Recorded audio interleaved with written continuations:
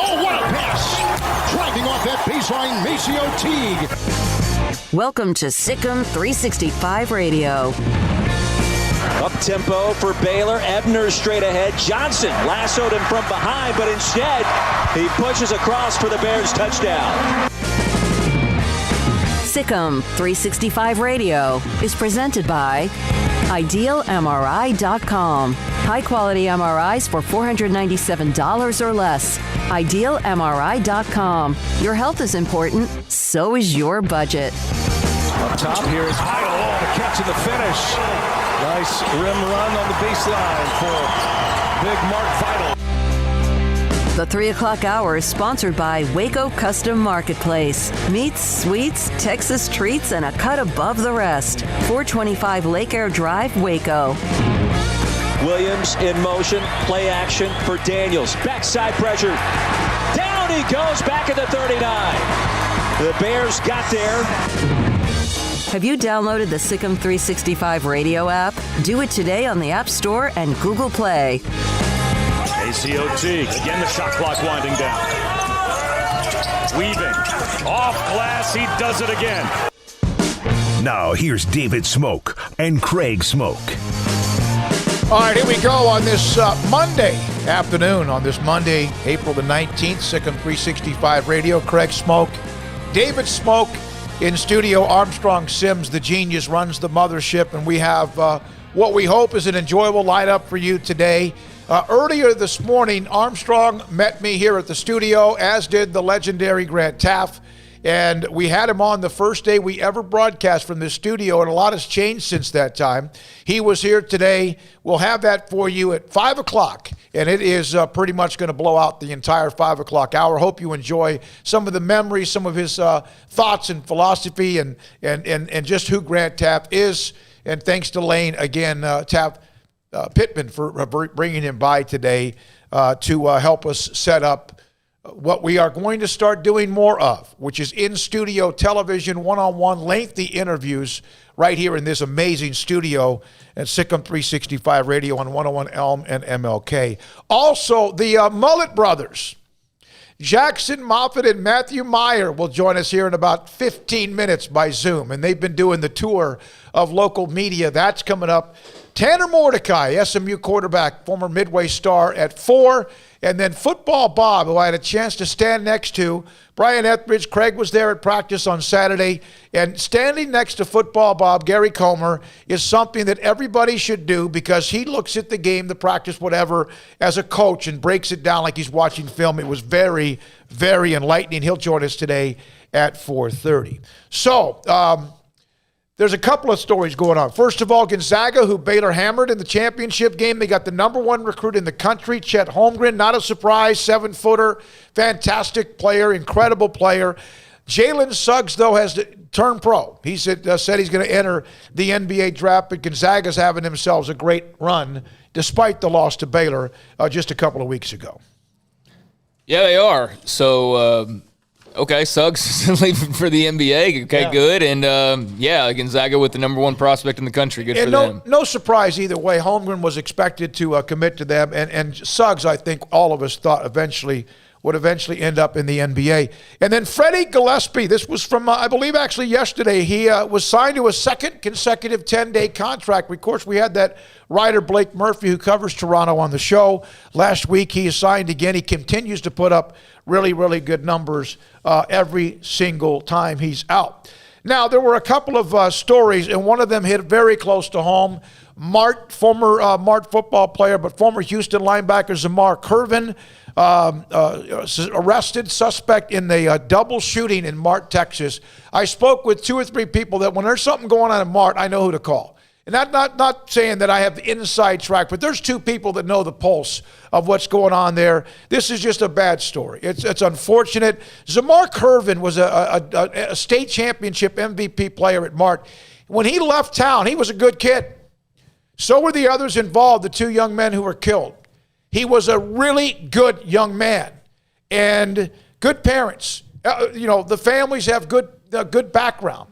He goes down to Houston, gets caught up in some bad stuff, and his life has changed forever. And unfortunately, for Jacob Ibarra, he's no longer here. And it's just an awful story. And so a lot of prayers to the folks in Mart, Texas. They've had counselors on campus, as you can imagine, all day. Kevin Hoffman's office has been like just a rotation of kids walking in the office trying to figure out, wow, these are friends who are involved. 2 of them dead and 1 of them now suspected of murder. Yeah, I mean, for those who don't know the stories, Mark Hervin played at Mart, and over the weekend, charged with killing 2 people, including I know Jacob Ibarra was a former teammate. I think the other one was as well. And I don't mean to butcher his name in case I am. All respect to the loss, but Sabian Kubica. So sorry if I'm not pronouncing that exactly right, but happened in Mart. I actually looked up the location on the map because Mart's not a big town. I was just curious. And it's right next to an old rundown motel. And, like anything else in that town, it's not far from pretty much Mart High School and where they played and all of that. So, my first thought yesterday when I saw, former UH linebacker charged with shooting or whatever they labeled him as, I guess it was a linebacker. And then I was like, wait a second, this sounds familiar. And then, you start reading the story and you realize, this is a kid that I definitely said his name more than a few times on the radio. Definitely watched him play on Fox Sports Southwest when they were in the state title games. And, one of the young men he killed I know I watched as well because he was the defensive MVP of that game a few years ago in Jacob Ibarra. Yep. So just a horrific story. And the gun stories in this country the last 3 or 4 days, really the last month, have been just numbing in many ways. But this one was very close to home. And I don't know what happened to Zamar Curvin, what clicked in his mind that made everything go so awry. I mean, mental health and all of that's just such a mystery. And we're trying to learn, but then again, we're really not in some ways. I don't know that we're still giving it the attention that it deserves, but who knows what happened? I mean, I'm sure that will come out in, the following weeks and months and whatever, but just a horrific, ugly story. And I really feel bad for Kevin Hoffman and those families and just that community. I can't imagine what it's like there today. Yeah, because that is a very, as you can imagine, tight-knit community where football is a big deal. And those young men that left, when they left, everything was fine. And then you get off in the world, and unfortunately, there are so many temptations. Also, over the weekend, Elgin football player Willie Simmons III, who's at his signed to play at North Texas back in December, he was killed along with his girlfriend, a mother. And today, I saw a video of this. Police in Maynard, I think it's Maynard, Texas, right outside of Austin. A guy was walking down the street as a former police officer, just walking by himself down the street. Police pull up on him. There was no incident. They take him in. It's the father who's the suspect in killing 3 people. Yeah, and just so selfish, and so, I mean, I keep going back to the word ugly. I don't know what other words to use anymore, you know what I mean? I mean, we're talking about 2 incidents alone that are, hit close to home types. But yeah, just piece of garbage. I'm sure there's some mental issues or whatever. I don't know. It's hard to read headlines these days, that's for sure. And this past couple days really was more nightmarish than normal.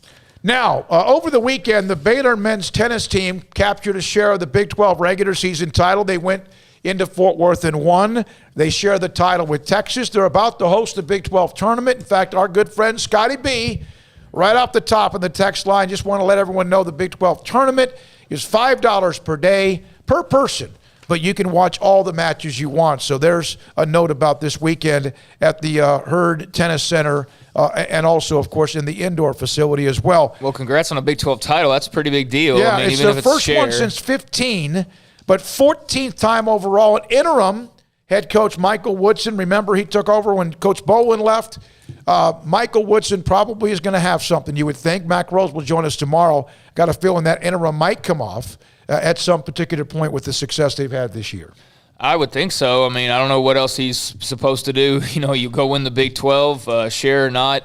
I would think that probably puts you in a pretty good spot to have that interim label taken off, but I don't know what Mac Rhodes is thinking. Maybe that's something we ask him tomorrow or something, but congrats to men's tennis on that accomplishment. It could have gone 2 ways when the whole Brian Boland ordeal happened of, here's the guy who's going to make this program reach new levels and all that, and then he's gone very shortly thereafter. So good on Michael Woodson and that entire staff for the job that they did. And, the football and basketball titles, those are always going to, be the ones that get a lot of the attention. But the best athletic programs not only win in those sports, but they also have a lot of the other titles as well. And so I think you're seeing Baylor kind of compete for those. I know that volleyball bowed out this past weekend in the Sweet 16, but, they're having some success, so that's good to see. So that's going on. Tennis, women's tennis, of course, they've started. The golf has started. A lot of things are going on. Volleyball was beaten in straight sets up in Omaha, so they finished in the Sweet 16. Their season comes to an end. I did see this note. Sarah Andrews, the very talented freshman who really missed the offseason, as did everybody, but she really would have been even more of a help to Baylor at the point guard position. I'm ready to take this sling off and hoop. She had shoulder surgery and do it now, of course, and then get fixed, move on, and, of course, work into what's coming up. And as far as women's basketball, they will. I think they're going to see them sign perhaps another transfer or two, like they've had success with so many, the latest being Dejanay Carrington, who is now a part of the Connecticut Sun. So, all right, 254-339-1122. The Mullet Brothers will join us in the next segment. Armstrong is here. Armstrong, you come to the mic for a second if you don't mind. I know we got to hit a break here quickly. Tanner Mordecai, Football Bob, some Dave Aranda comments from post-practice on Saturday, and Grant Teaff was in the studio. And Armstrong, you were here when he was here in September, but this was so different because we now kind of know where everything is, and you did an incredible job of setting that baby up. Oh, well, thank you. Well, we were prepared, and we knew what we're doing now, as opposed to when we did it the first time. We didn't really know. Well, we didn't have some of this furniture, right? We had like 2 chairs and this desk or this console, right? So it was a lot, and because we knew what we were doing, it was a lot more laid back and relaxed. Yeah. And so I thought the pictures went really well. I put a couple of pictures that his daughter Lane put up. Sent me, and we're going to have that today at 5 o'clock. And some of you, I put up a thread on SicEm365.com last night. If you could ask Grant Teaff one question, and of course some of you gave me 8, but that's okay. We tried to ask a handful of them, but of course we had our own. But that comes up today. Grant Teaff in studio with us at 5 o'clock on SicEm365 Radio. Anything else, Craig, from the weekend to summarize, and then we get straight into the time with our Mullet Brothers? No, I guess the one thing would be, and I'll cover it more tomorrow in Off the Radar, because it's definitely not something we would typically talk about, but it does have bearing on probably everything moving forward, and that's the new Soccer Super League. Yeah, I have a note about that. Good. We'll get into it tomorrow, but we'll probably touch on it a little bit today. Yeah, just because that's got people in college football's minds working, well, for certain schools of what that would look like, and, I think it'd be the death of college football, but we can talk about that later. I saw Eddie Staples put up his 15, and one of them would never win a game. Would never win a game. All right, when we come back, Jackson Moffitt, Matthew Meyer, the Mullet Brothers, many things for them, and they're next on SicEm365 Radio. Waco Custom Marketplace at 425 Lake Air Drive in Waco. Waco Custom Marketplace, where you can get custom cut steaks. How do you like your bone-in or ribeyes or even your beef fillets? How do you like them cut? How thick do you want them? Some maybe an inch, inch and a quarter, inch and a half, even maybe something thicker than that. I was on the phone today. I was talking to Tanner Mordecai's father, and he was talking about a steak that he had that was 2 inches thick, and it was so delicious that he almost could just cut it with a fork. In fact, he said he could. Waco Custom Marketplace has all of whatever level of how much you want to pay for your steak. Prime, select, Wagyu on occasion, and, of course, also poultry, pork, seafood, plus the beef. And if you want as well, crawfish, live crawfish, 30-pound sacks available for $4.25 a pound. Every Wednesday, call by 6 o'clock Wednesday. You can come by their location on Lake Air Drive and pick up anytime after 2 on Friday or throughout the day when they're open on Saturday. It's Waco Custom Marketplace, 425 Lake Air Drive in Waco. How can we help you? That's a question we ask every day at American Bank. Hi, I'm President and CEO Dana Hassel. Our commitment to our customers is what drives us. It's why we've invested in new branch buildings and technology like ITMs that let you speak to a teller face-to-face from your car. It's why we work with local businesses, helping Waco grow and thrive. And it's why decisions about your accounts and loans are made here in Waco by people who know you. How can we help you? Find out at American Bank, member FDIC. Boots, at protection. Good boots help you climb better and move forward faster. And when your son or daughter steps into the boots of a U.S. Army officer, they also learn how to lead. In these boots, they'll gain more confidence with expert training in one of more than 150 occupational specialties. In these boots, they'll stand a little taller and lead a team with diverse backgrounds and areas of expertise to successfully accomplish whatever challenge comes next. In these boots, they'll earn respect with valuable experience from day one that will give them solid footing for success into the future. Highly qualified candidates who earn a spot on our team can receive comprehensive health care coverage, college tuition assistance, and a bonus of up to $40,000. See all the things your son or daughter can achieve in our boots at GoArmy.com. U.S. Army Waco Recruiting Company, 254-598-8131 or 254-776-1543. What you do in privacy is your own business. What you do in public with your truck, well, that's our business at Pickup Outfitters. In your garage, it's okay for your truck to parade around in the nude with no accessories. Hey, this is still America. But when you bring your truck out in public, it's just common decency to put an outfit on your truck. And that's where we come in at Pickup Outfitters. Put a cover on that bed. Cover your rear end with a bumper and a hitch, for goodness sakes. There are women and children on the roads. And guys, don't leave your tools exposed. Put them in a toolbox. Be proud of your truck and stand tall with a lift kit. Or improve your truck's posture with a leveling kit. Add some class to your pickup with new wheels and tires. Or dress up for a date with your new RV or boat with a fifth wheel or a receiver hitch. At Pickup Outfitters, we're dedicating to making the roads decent for all Central Texans. So when taking your truck out in public, remember your manners and accessorize it properly with an outfit from Pickup Outfitters. 220 Lake Air Drive in Waco.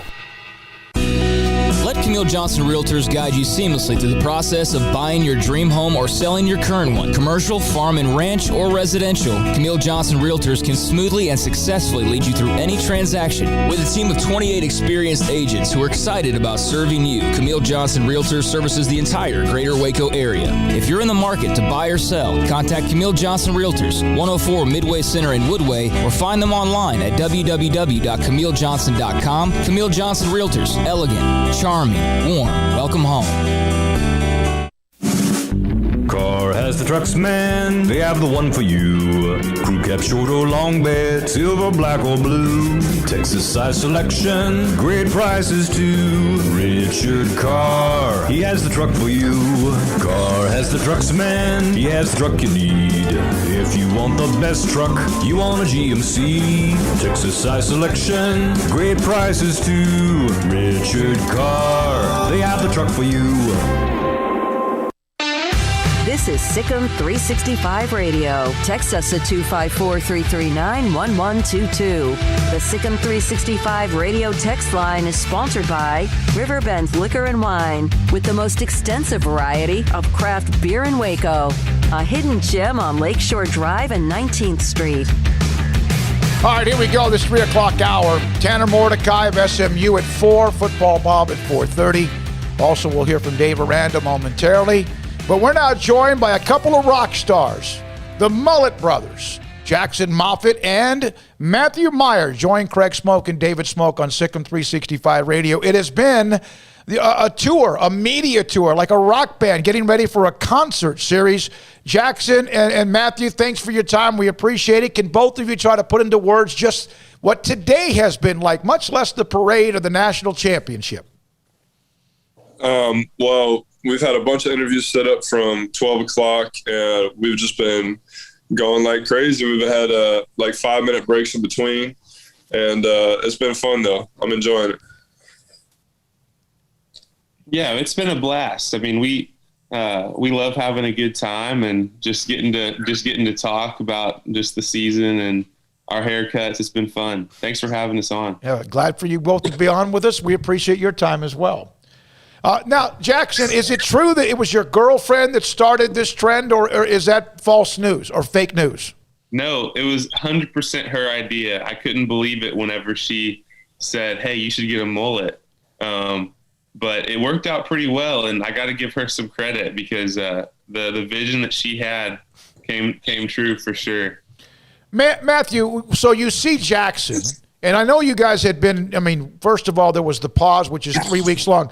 When did you then decide or ask if you could be a part of this? Well, we were in a hotel room before the Texas game, and Jackson was, I told him I needed a haircut, and he was like, bro, you should get a mullet. And I was like, bro, you know I never do that. And then he was like, all right, well, just put your hair behind your ears, see how it looks. And then I did that, and Jackson just started complimenting my ears and how it looked. And that just really got me. I'm not going to lie. He used flattery to get me to get the mullet. And then we started talking about all the stuff that could happen if we got the mullets. Like, we'd make a run in the tournament. Everybody would know who we are. Like, I get 10K on the gram and all this stuff. And everything that we talked about ended up happening. So, yeah. I think is there a TikTok video that like went over 1 million, something you guys did? Is that true? Yeah, we started just throwing videos that I'd take throughout the day onto the TikTok, and man, it blew up. It was crazy. It wasn't anything super special. I mean, we were just having fun on there, posting kind of what we were doing, what they were giving us. We posted a few Mullet Bros themed videos, and yeah, it took off. Hey, did you ever think about when Miley Cyrus was performing in between the games at the Final Four, since her father was one that created, I think, some popularity with the mullet? Did you ever think about busting in on that concert? Well, what's funny is everybody was on Twitter was comparing our haircuts, me and Miley Cyrus's, and they were saying that we were like brother and sister. So they were like having polls like whose hair is better. But I was actually kind of sad we couldn't watch that concert and then watch the game after. But, it is what it is. But, yeah, I mean, shout out Billy Ray, the OG. I texted Miley before she went on. I was like, hey, Miley, can me and Matt come on stage with you? And due to just the COVID regulations, we couldn't make it happen. But she really wanted us to come on there with her. That damn COVID, man. Yeah, that COVID. Did she heart you when you texted her like that? I'm sure she did, right? Yeah, I mean, I do have a girlfriend, but I would say that, Miley does like to use emojis when she texts me. That's all I'm Oh, my God. Jackson Moffitt and Matthew Meyer with us on SicEm365 Radio. They've had a media tour since noon. They've been everywhere throughout around the local area as well. And also, we're the last stop. They should never have told me that because we might take them for longer than they want to go. I know they're excited. Okay, so wait a minute. Now, you do this mullet. You do the mullet, and Matthew, did you put some sort of lightning bolt in yours to jazz it up a little bit? Yeah, so after it was the game after we played West Virginia and clinched the Big 12 championship, and then me and Jackson went to our boy Luke Wu, our barber, and we got some designs. So I got the lightning bolt. Jackson got the 2 lines, and then the next game I actually had a career high. So I was like I was all over Twitter. Everybody was like talking about me, and it was like I was being tweeted by like some famous people. It was like really cool. Do either of y'all know who Brian Bosworth is? Did he serve as any sort of inspiration with the lightning bolts? I learned who that was after I got the lightning bolt, but I liked his haircut too. So Jackson, is it a perm or natural flow? Oh, it's all natural. Yeah, 100%. 100% homegrown mullet, baby. There's no chemicals in this hair. There is a little controversy, I've been told, that a couple of the coaches told me. Charlie Melton said he wanted to join your group, and you both said beards don't count. John Jacobs, Coach Jacobs said beards don't count. They're not allowed in this group? Is it a very selective, elite group? No, there were formal invitations sent out to everyone on the team. They just didn't want to do it. I mean, the problem is, I don't know if Coach Jacobs was capable of it. But no, there were other dudes on the team that had the option, like Zach Loveday. He could have jumped in and been the mullet bro leader with how much hair he's got on his head, but he still didn't want to do it. So yeah, Coach Melton and Coach Jacobs said they were a little bit. Now, one of the coaches sent me a text today, said it's time for you guys to get a haircut. I don't know. Is this going to be a problem? Who said that? I don't reveal my sources. I just want to make sure everything's still fine with you. Especially, No, nothing's changing. I don't know who's being fake, but I thought they all loved it, but apparently they don't. I think they were having fun with it more than anything else. Right. Did you ever, seriously, neither one of you guys had any clue this would take off like it did you? No, we really did. We really did. we really laid it all out in the hotel room that day that we talked about it. And we literally, like I said, everything that we talked about ended up happening. We're going to win the national championship. I'm going to blow up in March Madness. Everybody's going to want it. Jackson the one thing we didn't predict is Jackson went crazy on TikTok. But everything we said happened, literally everything. So we predicted this to a T. Yeah, you guys spoke it into an existence, and I got to say, man, my hair's gotten really long. It's almost down to my shoulders, but I don't have the mullet because I haven't trimmed it in the front. So it's just pure long hair.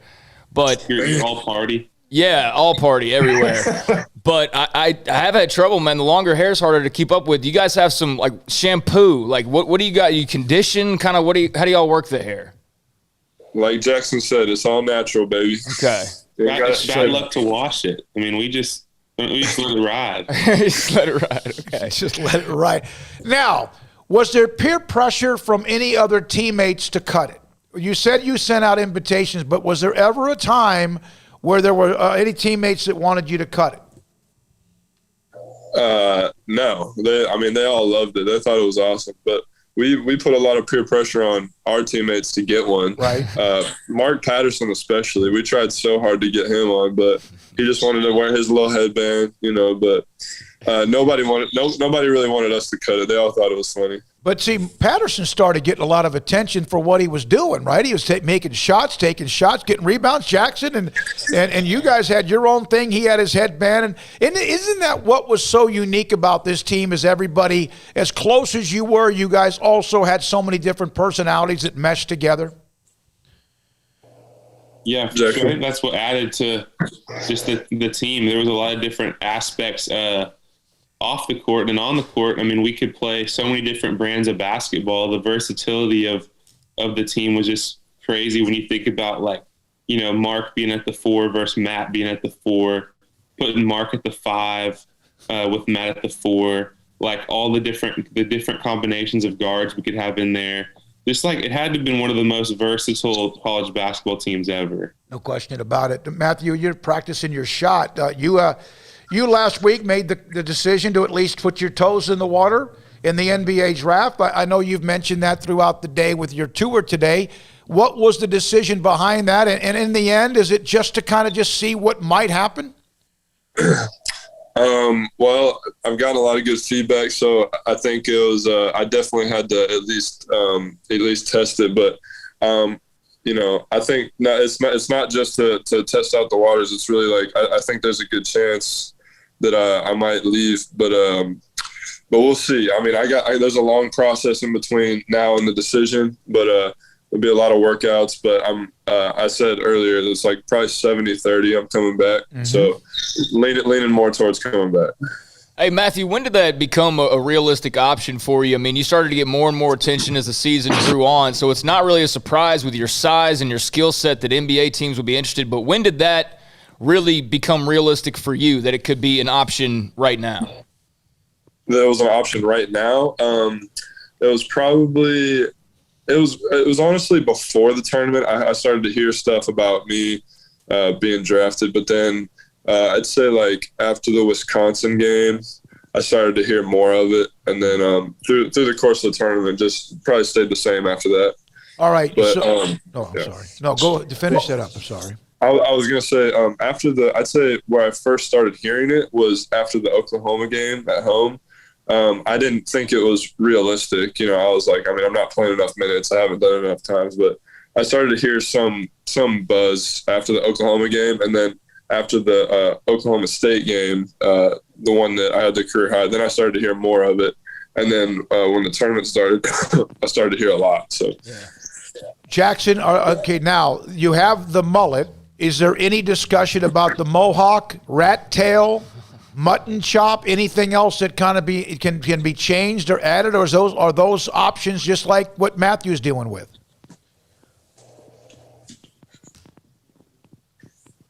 Did we lose Jackson? Jackson, you're muted. It wouldn't be a Zoom call without a mute, right? Yeah. Jackson, are you there? Well, okay. Okay, I'll answer. What? Say the question again. So you have the mohawk. Has there? I mean, I'm sorry. You have the mullet. Has there been any discussion about options of a mohawk, rat tail crew, or even mutton chops? You know, me and Jackson are probably sticking with the mullet, but we are open to listen. I got some what's it called, cornrows the other day, and I wore it to the acro meet, and that was pretty funny. I ended up taking that out, but we're open for options, but we're probably sticking with the mullet. That's probably our brand right now. So, but as our hair grows, maybe we'll get more creative. Well, you have more hair. That means you can do more. Jackson, I hope I got you back. Did this in any way, did you feel like the mullet gave you any natural powers? Jackson is currently not in Zoom. Okay. Oh, he's okay. Matthew, did you ever feel like this gave you any extra, like, superhuman powers? No, because actually after I got it my first 2 games, so the Iowa State game, I had 2 points. The Kansas game, the next game, I had 0 points. And so everybody was like, I was getting a lot of DMs, people saying, dude, you got to cut your mullet. It's bad luck. Like you sucked ever since you got the mullet. Like, you know, like a lot of stuff like that, which, you know, I don't really take it to heart. I didn't really care. But all I said was like, you know, we're off a 21-day pause. Do you think it has something to do with that? And then the next 2 games, I tied my career high and set a new career high. So after that, everybody was like, "Oh my gosh, dude! You're like, ever since you got the mullet, you're a god." And I'm just like, "Okay." Hey, but you were on after the West Virginia game. You played very, very well, and I did ask you this about how the conversation you have with Coach Drew and Coach Tang and some of the things You've talked about how you've matured a great deal. Davion Mitchell told a story to us that when he was on last week, that at halftime of the Gonzaga game, you had kind of struggled a little bit, and that he took you off to the side and as a leader to try to help you get through the second half. Can you remember that moment? Yeah, definitely. I was upset at how they were playing me in spurts. He put me in for 45 seconds and then took me out. And then put me in another 45 seconds and took me out. And I wasn't like playing bad. I didn't do anything bad really. I only shot 1 shot in the first half, but I was like really upset at Coach Tang, and I was like, letting him hear it at halftime. Kind of, I wasn't being disrespectful. I was just telling him what I was thinking. And Davion like pulled me to the side. And he's like, "Hey, bro, like, hey, he was taking you out for a reason. You were messing up on defense, but you're going to play more in the second half, and we need you this game. Like, we need you to lock in on defense. Like, forget what they're talking about. We need you to be at your best right now to help us win this game." And I was like, "You're right, bro. Like, you know, like I just need to focus on the opportunities I was given instead of worrying about, you know, the playing time or whatever." Mm-hmm. And then in the second half, I feel like I really locked in on defense, and then I got a charge and then hit a little jump shot. So, you know, it wasn't my best game by any means, but I feel like I helped our team a little bit, and Davion definitely helped me in the second half.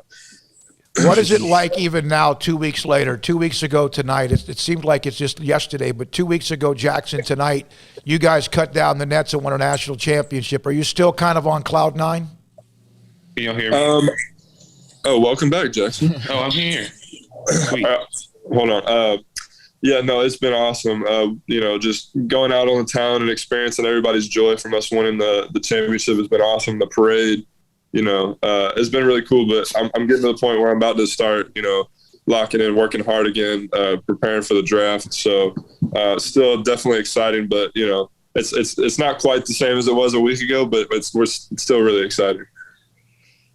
Jackson, we got you back. I know you guys are wrapping it up, and we'll let you go here in 1 second, but did your thoughts 2 weeks ago tonight, you guys won the national championship. When did you know Gonzaga was in trouble? Well, I think Coach Jacobs did such a good job with the scout that the day before, and he really showed us that Gonzaga really hadn't played anybody like us. A lot of people just kind of let them run their offense, let them flow, let Jalen Suggs dance, and we knew that we had the defenders to put some pressure on them. So I felt really good about it going into the game. I remember looking up at the scoreboard, and it was 11-1, And I saw the look on the Gonzaga guys' faces, and I was just like, yeah, we got them. Like, they don't know what just hit them. They've never seen anybody like us. Obviously, there was a lot of game left to be played, but, like, I could see in that moment that, like, we had the upper hand. Is there any truth to the champagne story? Jackson? Man, I think that it's completely unverified, but it definitely was some motivation for us before the game. Okay. Jackson, in a very serious way, I also was told that the mullet and your relationship with Matthew has also helped kind of you've taken him under your wing, not trying to act like your big brother, whatever, but in a spiritual way. And I want you to answer that first, and then Matthew, if you wouldn't mind responding afterwards. Yeah. Me and Matt's my best friend. And so we've had a lot of really good conversations about basketball, about life, about my faith, about his faith. And so I would just say that, yeah, that's accurate. I mean, he's really allowed me to share with him what I believe. And we've had a lot of good conversations. It's been a blessing to live with Matt for the last 3 years. It's been a blessing to have Matt as a best friend. Yeah, man. I mean, I wouldn't trade my relationship with Matt for anything. Matthew? Yeah, it's been awesome. Jackson has got like a great faith to him, and he's helped me see a lot of things that I wasn't before, and also I've had things that I brought up to him that made him think too, and it's just it's a great dynamic because both of us we're both willing to listen to each other. It's not one trying to prove the other wrong. It's like we're just trying to get through life together, and I mean, our friendship has been amazing for me, and it's helped me a lot, when on the court stuff isn't going great or whatever I'm dealing with. Like, having Jackson has helped me so much through my time at Baylor. So yeah, it's been amazing. That's awesome. It's awesome you guys have a great relationship like that. And one of the things that was so amazing last week was hearing all the former players who came into town for that parade, how excited just, decades worth of former players were to be back and to be celebrating with you guys. What was that like to see the city of Waco and all the alumni back last week to celebrate with you guys? Yeah, I think that it was really, really cool to see how much it meant to those guys, because they had a huge part in it. I mean, they laid the foundation that we got to stand on this year. And it really did mean a lot to those guys. I got to talk to a few of them at the parade, and like genuinely they were so happy for the program, and that meant a lot. It made it feel worth more to me that those guys took so much pride in it. There has to be a sequel for you two, Matthew. I'm not trying to get in your business for the NBA, but there has to be, right? The return of the Mullet Brothers sequel, 21-22 season. Well, all I can say is we're definitely keeping the mullets. So, I mean, as long as Jackson keeps it, I'm keeping it. So, we'll see what happens next year, but we might have to do long distance. We'll see, but well, by then your hair will be long enough. You'll be like, who's the long hair, the Rumpelstiltskin or whatever? You could go with a lot of them. I would have thought of Rumpelstiltskin first. Hey, both of you guys go have fun. I know it's been a long afternoon. We appreciate your time. Really do appreciate you joining us, and enjoy it. Enjoy whatever you have in your future, and thanks for your time. God bless you. Thanks for having us. Jackson Moffitt, Matthew Meyer, the Mullet Brothers. That's pretty cool. Yeah, and I wasn't going to get into it there, but, I couldn't help but think with the NCAA, and I'm sure they've thought about this, the name, image, likeness stuff. I mean, you could have Mullet Bros T-shirts and sell them in the gift shop at the stadium or the arena. And can you imagine how many they would sell? Well, that's the thing. And that's the thing when you start talking about, well, they don't deserve to pay player, that kind of a deal is like there has to be some give. And, I think there's a lot of give and there's a lot of money spent that people don't ever intentionally try and bring up from the merchandise that these guys. I mean, they get thousands of dollars in free merchandise that has nothing to do with scholarship, thousands of dollars in food and board, and nobody brings those things up. They're on a free scholarship, but yeah, there's a lot of other stuff that comes with that, and I know there's also a lot of work that comes with that. So for the side that acts like there's no fair treatment of players, that's BS, and you're lying and you're trying to spin it a certain way. For the side that says they don't deserve anything, well, that's just not right either. So there's a middle ground, and if you're looking at that middle ground, why shouldn't those two be able to do that? They should be able to do it just on their own. Why not? They're known for it. They've created it. It's their thing. It's not hurting Baylor in any way. But under the current rules, they can't do that. But if they could just go design their own shirt and throw it up on like Redbubble or any other T-shirt store, that money could go straight to them. Or we could find that middle ground where they're allowed to have that and you sell it in the Baylor Pro Shop. You know what I mean? But that was immediately one of the things I thought of was, there's an image likeness written all over this story right here. Yeah, T-shirts, caps, whatever. I mean, bobblehead dolls. It could be a lot. All right, 340. SicEm365 Radio. Thanks to a lot of you who came in. Some of you asked questions. We couldn't get quite to all of them, but we appreciate Jackson and Matthew for being a part of it. And so Matthew says it's 70-30. Let's talk business here as far as basketball. Says it's 70-30, but he also is very serious about what he's looking at. Jared Butler, Maceo Teague tested the water last year. I always thought one of the two of them would probably go. And for some reason, I thought maybe Maceo would be the one that left and Jared would come back. And hey, by the way, we're 2 weeks after the national championship, and neither one of them have actually said what they're doing with their future. Maceo had the big week in Cincinnati. Jared Butler has gone back home as well to where he's from. Davion did. Matthew Meyer's going to test the water. So those are some of the personnel roster part. And whatever Matthew Meyer decides to do, good luck to him. And Jackson Moffitt, it's pretty cool that he's gotten involved in Matthew as a roommate as well. Yeah, no, I was going to say that my other thoughts were just what a cool relationship those guys seem to have. And obviously it's far more than basketball, which is fantastic and really fun to talk to those guys. But for Matthew testing the waters, I think it makes all the sense in the world. He's a nightmare matchup. He's very talented. He's got good size. There's a lot to like, but at the same time, I would hope that there's just, and I'm sure he will, really give it thought through that it's not just about making the NBA. It's about making the NBA and sticking in the NBA and playing in the NBA for a long time. Not just the quick satisfaction of okay, I can make it and I made it and I was drafted mid-second round and then I'm cut before the season even starts. And then you're bouncing around Europe. Then you're in Europe and you're playing, and hey, you're playing with Tweety Carter and Epe and all those guys, but it's not what you wanted. So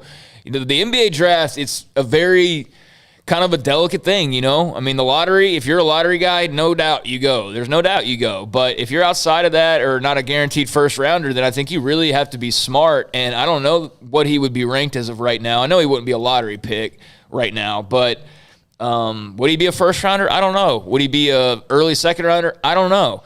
So that's what he'll find out, obviously, over the next few weeks. But, yeah, that's the weird thing, too, is you could be drafted in the second round of the NBA draft and, never see a minute for the team that drafted you. It's just very strange. Just bounce around to all the various G League teams or whatever.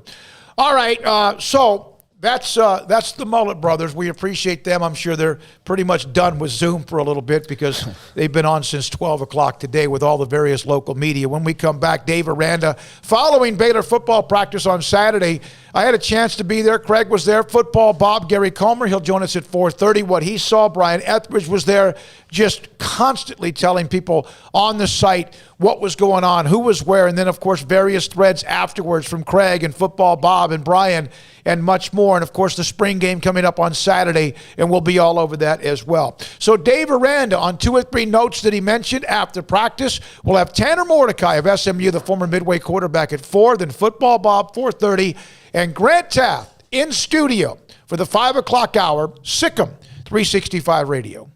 1, 2. I'm in love with a man named Rudy. I'm okay with that. He knows exactly what I want. Keeps me coming back. Cooks breakfast, lunch, and dinner for me. Does the dishes too. I'm in love with a man named Rudy. Last name Barbecue.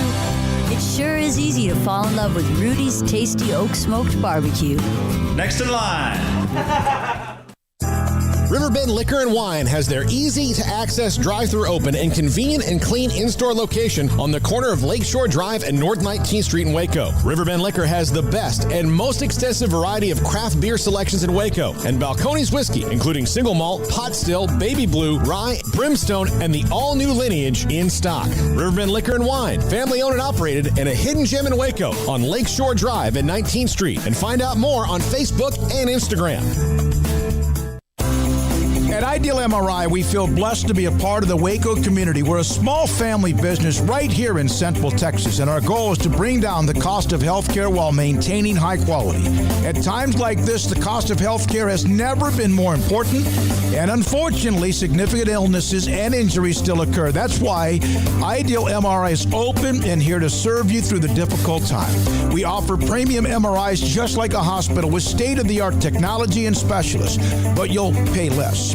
Sometimes thousands of dollars less, whether you're using insurance or not. At Ideal MRI, we accept most insurance and there are no hidden costs, even offering financing if that's needed. Everything included in the price, and you'll not get something as a surprise in the mail later on. If you need an MRI, ask your doctor about Ideal MRI. They'll know. You can schedule an appointment safely from home online in minutes at idealmri.com or give us a call, 833-IDEAL-MRI, idealmri.com. Hey, this is Bryce Petty, former starting quarterback and two-time Big 12 champion, and I know firsthand the importance of being in top shape both on and off the field. So listen up, men. If you're feeling beat down day in and day out and looking for that high-performance edge that separates the men from the boys, then look no further than the Petty Clinic Low T in Waco. Petty Clinic is a comprehensive men's healthcare clinic with an atmosphere catering to men. Board-certified Dr. Kent Petty has a special interest in offering the highest quality medical care to men of all ages. Some of the services offered include screening and treatment for low testosterone or thyroid, infertility, high blood pressure, diabetes, high cholesterol, sleep apnea, while offering comprehensive wellness exams and complete men's health lab panels. High performance men, remember, it's not just a Petty thing. This is Bryce Petty, encouraging you to reach out and Google search Petty Clinic Low T or go to pettycliniclowt.com and get your complimentary lab screening today. After my first car accident, I feared the biggest damage would be to my wallet. I expected a mountain of bills and a long, drawn-out process. But my Texas Farm Bureau insurance agent was there when I needed her and helped me get back on my feet and in my car in no time. Instead of a hassle, I got reassurance and a quick recovery.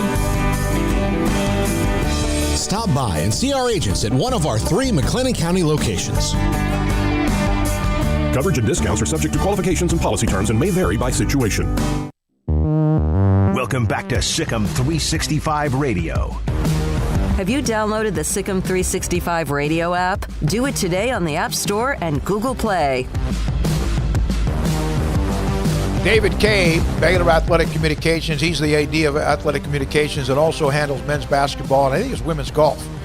Just told me that was the 9th session from Jackson Moffitt and Matthew Meyer. 9 over 3.5 hours. Yeah, I didn't know what to expect going in. I mean, I figured it would be good, but I don't know. I thought they were both really, really great, and I'd be surprised if any of the other 8 were any better, just because I think that was really solid. So, and cool. I'm not taking away from anybody else, but I just feel like, yeah, that was a really good interview, so appreciate it. So Saturday was the second time we had a chance, and for me, second time I've watched Baylor football practice since the Sugar Bowl. It's all relative because of COVID and all of that.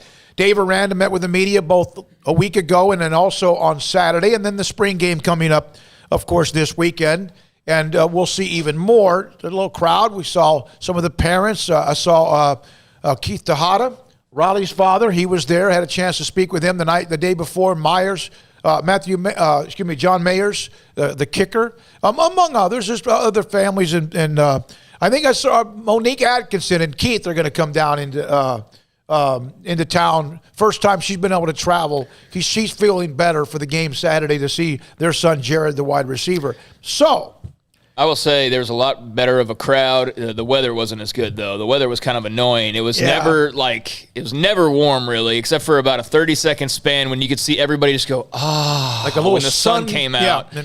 But it was windy. It was overcast. It wasn't like terribly cold. It was just kind of annoying. It wasn't totally had my comfortable. hoodie on. Yeah, it wasn't totally comfortable, but outside of that, it was solid. So one of the things that I thought was interesting, and I'm in the end zone. I have my phone. I couldn't get power on my phone. I realized for some reason, it unlocked it where it doesn't go off every 30 seconds. So I finally, something's wrong here. Well, so I'm in the end zone, and Sic'Em365 comes flying right up the middle on a massive hole. The linebacker inside, I think it was Will Williams, got caught up in traffic, and he just walks in, but it was straight line, like a beeline to the end zone. So he's a starting linebacker for them. But he was playing running back a little bit, and Craig asked Dave Aranda about that after practice. Sic'Em365 was playing some running back, going back and forth. Can you kind of explain what y'all are doing there? Yeah, we're looking for downhill runners. We're looking for that aggressive straight line path from the running backs, and I think Abrams had that experience in his past as a running back, and I think BYU has had when Grimes was there had a linebacker that transitioned into running back, and I think he ran for over 1,000 yards this past year, and so we're looking to find a guy that can be a physical downhill fall forward runner, and so I think Abrams challenging the guys that we got right now. What do you think about that? I think part of it is he's hoping that a lot of the running backs read that quote. I think that for sure, and I also think that. Not only is it a motivational thing, but I think it's a legit thing. How many times do people get fed up with JaMychal Hasty because of the dancing? The side to side. As good as he was and reliable, right, you're right. Right, but he would dance a little bit too much. John Lovett was a straight line runner. I think John Lovett would have been a great running back in this scheme because of just how straightforward he was. You know what I mean? And maybe if he had known more, I don't know. Good luck to him at Penn State, but I think he probably would have fit well in this offense. But, yeah, they just want guys to get up and go and not dance around and not go side to side and not do, too much. Just get up and go. And, that's something that Sic'Em365 certainly does well. He's not a lot of dancing. He's just take the ball and run, and that's what they're looking for. So, clearly, there's some other things they like about these running backs, but I guess – they're not seeing exactly what they would like from some of these guys. And so, he's giving them a little bit of a different look. And, you mentioned he's a starter. He played a lot last year, but Terrell Bernard was out, and so he ended up playing a lot more. Well, with Bernard back, if you can bring in Abram on occasion, which wouldn't be – Miles Jack used to do it at UCLA. The question would be, is he do so well that he ends up playing offense most of the time again, or is this going to be a situation where he is mostly a defensive guy and then sometimes he plays running back? That's what I'm curious to see. And it doesn't have to be either or. He can do both. But, it's what Aranda said there. They're looking for a guy who can put his foot in the ground and go, and Sic'Em365 did that really well on Saturday. I looked up the name. I tried to look at last year's leading rusher for Brigham Young. And, of course, last year they had their schedule all messed up. But I saw this Tyler Allgeier. I don't know if this is who it is, from Fontana, California. His freshman year, I just kind of popped this in. He played 13 games, linebacker, running back, kick returner, but he was mainly a linebacker. And then the next thing you know, he did rush for over 1,000 yards last year for them. So that might be who, from Kaiser High School, that might be who Coach Aranda's alluding to. Well, and the defense is going to be pretty good. I think we feel good about saying that, or at least I do. So, if you can't afford to move Abram around a little bit and he can be successful for you on offense, then shoot, why not? It's all about winning games, and so they're clearly trying to find ways to get better, and putting Sic'Em365 in at running back is one of those things. So that's Dave Aranda on Sic'Em365, and Tay McWilliams on occasion gave him a little bit of something. I call it like gashing runs, like in between the tackles, more straight line. Obviously, Ebner's going to be a guy that bounces around. He's got a great he's got great size, Tay McWilliams. He looks good, you know what I mean? Mm-hmm. But there's some refinement that's needed. I think he's kind of a bouncer around, though, probably, and they would rather him be straight line. And with Quaylon Jones, he's big. He is physical, but sometimes it's like straightforward. Again, it's like that linebacker mentality, which kind of what Dave Aranda alluded to. Plus, Sic'Em365 was a really good running back in high school. Now, the quarterback battle, because that's going to be something people get into. Jacob Zeno right now appears to be the guy that's right here. And then you have Bohannon and Chapin And then you have Kyron Drones. I had traded a couple of text messages. His dad's a football coach, of course, at Shadow Creek. He's kind of learning and picking up the system along the way. Brandon Bass is obviously a walk-on. But Dave Aranda on the quarterback battle, they are all getting a lot of equal reps. And here's Dave Aranda.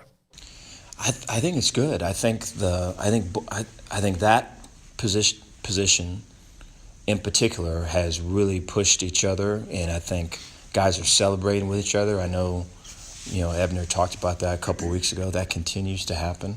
I think guys study with each other. I'm impressed in seeing it, and I think, just today, Zeno moved the ball. I think the drop back passing game comes really easy to him. I think Gary has throughout the week had some big play shots. I think that part of the game comes easy to him. I think Blake is able to, when stuff's not there, I think you saw it today, create stuff that comes easy to him. And so I think you're working from that skill set, kind of completing a picture. And I think all of those guys are all in. And then Sean does a great job. I think Sean's a great builder of a community. And, if a Kyron Drones maybe didn't get the amount of reps that maybe he wanted to because there's 3 other guys that are battling it out, Sean's able to lift him up and give him the looks that he needs. And so I feel really good about where that is. If, in fact, they were going to play this weekend, but they're going to be a spring game, so everyone's going to get reps. They've done a really good job of giving everybody opportunities, whether it's Chapin or Bohannon. Obviously, Kyron Drones, the incoming freshman. Brandon Bass has had his opportunities, mostly, not as many. And then, of course, Jacob Zeno, who seems to be right now like the leader in the clubhouse. Still a long way to go as they try to grasp this offensive system. Did you see the offense have any more... And sometimes it's hard because it's 7-on-7 rather than 11-on-11. But did you see the offense have any more success than they did the week before? No. I thought the week before they had a few more explosive plays or a little bit of an easier time scoring or they scored more consistently, I guess, last week. There was kind of an explosion there at the end of practice as well that I remember where they scored it seemed like 4 or 5 touchdowns kind of in the last 30 minutes. And that wasn't the case this time around. The defense dominated. I know, immediately people were, the O-line or the offense is going to – look, it's not even the end of spring ball yet, and they're facing what could be one of the top 5 to 10 defenses in the country next year. I'm seeing improvement. I think that everything's going to be fine in the long run. I don't think that Jeff Grimes is going to have a top 10 offense in a year, but I think that, they're going to get – better, and I think they are better. I think even if they're running into a wall like they were, guys just know what they're doing now as opposed to whatever you want to describe that we saw last year. I mean, I think there's a major difference, even if it's not turning into score after score after score. It's also who they're playing. Well, one of the reasons it's hard to move the ball is Siaki Ika Apu. Ika is, of course, they call him Apu, and Joey McGuire and them are raving about him. Coach Aranda's a raving. In fact, he started smiling. We're going to get to that later. We'll have a comment from Coach Aranda. He was dominant on Saturday. Apu. Yeah, he's just hard to, Bravion Roy, as much as Lynch got credit and Bernard and all the other. I mean, Bravion Roy was unbelievable in that senior year before he decided to go to the NFL, now playing for Matt Rule. So we'll have that comment. And then Randa's face lit up when he mentioned Apu. And then also coaching different personalities, different players, different people, no different than you in business. There's different personalities of how to push somebody, how to maybe motivate somebody, and how to also, have a little tough love with them. So we'll have that a little bit later on. I know we got to go, but did you notice when Sean Bell saw that everything was kind of getting a little, guys weren't being as serious, and he kind of needed to call a huddle in the middle of practice to kind of, after Jalen Ellis had sort of taunted and waltzed into the end zone after a deep ball, Jalen makes a catch, and he just kind of coasts. Which was great to see. Which was great to see, and he does it it seems like once every practice, but, he kind of had fun relaxing on the way to the end zone, and, the offense was getting its ass kicked, pretty much the whole day, let's be honest about it. And so right after that, I guess Sean noticed something, they just, I don't know, something was off, and he called them all up and got on them, and it didn't have an immediate effect, but I like watching him coach that offense, and I have a lot of faith between he and Grimes and Mateos and Stuckey, who got all over Jalen right after that. Said, go score. Just catch the ball and go score. I think they're going to be fine on offense. When we come back, we'll have Tanner Mordecai, SMU, the transfer from Oklahoma, played at Midway as well, talking to Tanner. Also at 4:30 on a couple of things we mentioned when Football Bob Gary Comer joins us, what he said about a high school program he was coaching where the offense looked awful, like no good. And then all of a sudden they got to the season and like, man, these guys are pretty good. And why maybe that was the case. Not trying to say exactly what's going on with Baylor's offense. They got a lot of work to do. Hard work, tough work. But maybe a couple of analogies from Gary. He put it up on the site on the premium section. SicEm365 Radio. Ideal MRI. About saving money when you have to find something that hurts so bad that you feel like it's not just something pulled. It's not just maybe sore from a tough workout, or you maybe even had something that you bumped into or you slipped. It hurts. You don't sleep well. You're constantly, man, do I need Advil or Aleve, or do you try to call the doctor for something that might even help you sleep that night? You can't function. Ideal MRI is an option, and a great option. In fact, should be your only option when it comes to an MRI, because it costs $497 every single time or less. Not $497 and $950. $497 every single time at Ideal MRI to get an MRI of whatever hurts, a muscle or perhaps a ligament, every time or less. And the average MRI is $1,100, and so that's easy math. Dr. Rob Maxey and his staff have put together an incredible business right inside the Central Texas marketplace, the state-of-the-art equipment, the MRI machine, which is the alpha dog of what you need to find out the information of why you hurt. So your doctor, if they mention an MRI, you mention idealmri.com. At Baylor University, students can shine in their own way. Or should we say their own ways? Because there's no limit to the ways Baylor students make the world a brighter place. Whether they're leading a student organization or following a higher calling, getting advice from faculty, or taking part in world-class research, pursuing their dreams, or working toward their dream job, students find their place to shine at Baylor, where lights shine bright. Stepping into the boots of a U.S. Army officer can add confidence and leadership skills to your son or daughter's career path. See all the things they can achieve in our boots at GoArmy.com. U.S. Army Waco Recruiting Company, 254-598-8131 or 254-776-1543. From the first workout to the last practice, sports is an incredible challenge. Hi, this is Dan Ingham with the First National Bank of Central Texas, and we're proud to support each athlete, every parent, and our educators. From families, small businesses, to the biggest industry, we're here to help. With remarkable products like First Free Checking, we've got banking ideas that fuel big dreams. The First National Bank of Central Texas. Familiar faces making local decisions. Member FDIC, Equal Housing Lender. How did Edward Jones become one of the biggest financial service companies in the world?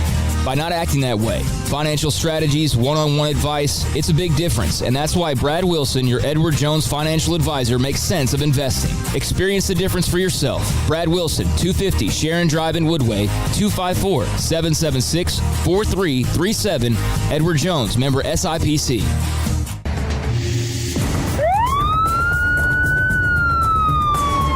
If you or a loved one or friend has been arrested and you can't afford bail, trust Terry and Chase Chapman at Chapman's Bail Bonds, covering Waco and McLennan County for over 25 years. Chapman's can bail you out anywhere with experienced, knowledgeable local agents who are committed to serving you professionally, respectfully, and with the highest integrity. Chapman's understands your privacy is important. Your freedom can be secured fast when you use Chapman's Bail Bonds.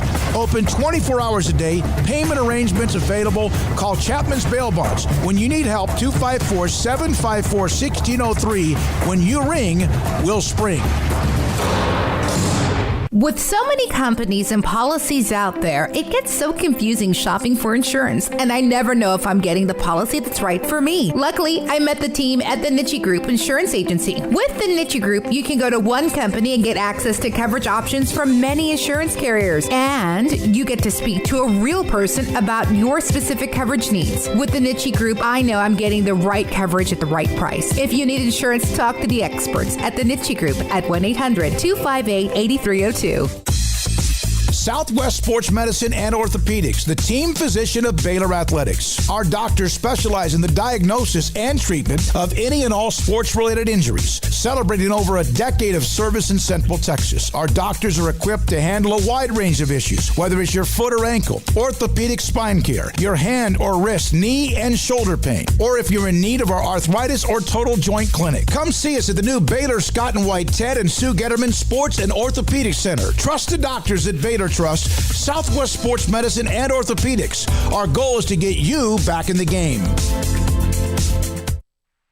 Welcome back to SicEm365 Radio. Teague with Grimes on him. Now here's Mitchell. That matchup, Sasser defensively. And Mitchell hits a three as well. The 4 o'clock hour is sponsored by Boozer's Jewelers, the wedding ring store, specializing in custom jewelry and repair, all in-house. Now here's David Smoak and Craig Smoak. All right, here we go. 4 o'clock hour has begun. Grant Teaff will join us from earlier today in studio, lengthy one-on-one at 5 in football. Bob Gary Comer, former head coach at Cedar Hill and elsewhere, break down Baylor's practice on Saturday and what he saw. We're now joined by one of our best guys we've ever covered when it comes to high school football, and I've been doing that for nearly 40 years. Former Midway quarterback and now SMU quarterback Tanner Mordecai with Craig Smoak and David Smoak on SicEm365 Radio. So, you were at Oklahoma. Obviously, you were there for quite some time now at SMU. What's it like now that you've been on campus for a few weeks or months in the transfer and kind of fitting in? Oh, yeah. I mean, it's been a great experience so far. Dallas is a great place to be for a young guy. And it's a lot different than Norman. I adjusted a little bit, just small town, like college town versus Dallas, fast-paced type of life. But, yeah, the guys been great. We have a really good opportunity to be a really special group this year. And, everything's transitioned really well. SMU's obviously had some success here recently. Tanner, what did you notice kind of walking in from a high major program like in Oklahoma with all that history to an SMU? Like, just kind of what were your first impressions? Well, the first impression, since I came in January, you walked straight into the off-season program. So I was around the strength coaches first and foremost, probably the most out of anyone else. And as far as going from a big program to somewhere like SMU doesn't skip a beat compared to a Power 5 like Oklahoma. Strength staff here is incredible. And then also just the rest of the coaching staff, getting to know everybody, doesn't skip a beat from a Power 5 like Oklahoma. These guys are still top of the notch. You knew guys who you played with at Midway who went to Baylor, and Kaz Kazadi was the strength and conditioning coach, so you probably heard some of the horror stories, right? Yeah. I grew up with Coach Kaz's son while he was at Baylor, so I was around Kaz a little bit whenever I was like 10 and 11 and 12. So, yeah, I actually knew him a little bit before I even got there. What's it like knowing him now in a different role? I mean, he's top of the line. SMU is super, super lucky to have him. I mean, he gets after it all the time. He doesn't beat around the bush, tells you how it is, and I think people really appreciate the way he does about his business. Tanner, we can talk about the transfer, and we will, but isn't this the bottom line? You just want to play. You're a football player. You want to go out and play the game. Isn't that what's right in front of you right now? Of course. I mean, I'm a competitive guy, always have been, always will be, and I belong out there on the field with a great group of dudes, which SMU definitely has. We're going to be really, really good on offense, and yeah, I mean, I can't wait for this opportunity. Tanner Mordecai played at Midway, of course, was at Oklahoma for a nice stretch as well, and now the quarterback, along with others at SMU. Now, Sonny Dykes has obviously given that program a lift 2 years ago. I think they won, 10 games last year, a little bit different. There was a couple of games canceled with Houston and also and TCU. What did you know of him? I know you knew, obviously, of Garrett Riley because of Lincoln, who's now the offensive coordinator at SMU. But what did you know about Sonny Dykes and how he and his offense function? He's been really successful offensively everywhere he's been. It's pretty obvious. And then Garrett Riley also been super successful. He hadn't been a coordinator for really a long time, but everywhere he's been really successful, and it's pretty easy to see why. Tanner, what were some of your individual things you were looking to accomplish? I mean, as far as just maybe shape, size, arm, whatever. What were kind of your focuses this offseason? I put on a little bit of weight, just being more explosive, quicker, just in and out of different cuts and the first step kind of. But yeah, that was about it as far as strength and speed goes. I mean, always trying to get stronger, always trying to get quicker. As far as my arm goes, not really anything. Just trying to build chemistry with receivers was my main focus early.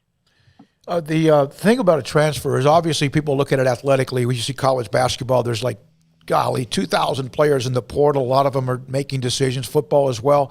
How much of that is there any stress when it comes to transferring academically, like credits towards whatever you're looking for? Obviously, I know you kept pace with what you needed to academically because you are a really good student athlete. Is there anything there that comes into play? Yeah, so I was only 2 semesters away from graduating at OU, and when I got here, most of my hours, like my prerequisite hours, counted, but I had to have SMU residential hours, pretty much to authenticate their degree. So yeah, it set me back quite a bit. So yeah, it's definitely difficult as far as hours. I think it varies from school to school, but yeah, it's something to take into consideration for sure. You mentioned the big city of now in the middle of Dallas, and SMU's trying to protect that turf when it comes to recruiting. But you not only came from a college town, you came from 2, because growing up in Waco, a college town, and then Norman, a college town. Did it take you a while to kind of get used to it, even though Dallas was right around the corner from your hometown? I mean, I grew up playing baseball in the summer, every summer until I was in high school. So I was up in Dallas every single weekend playing. So I'm pretty familiar with Dallas. Mm-hmm.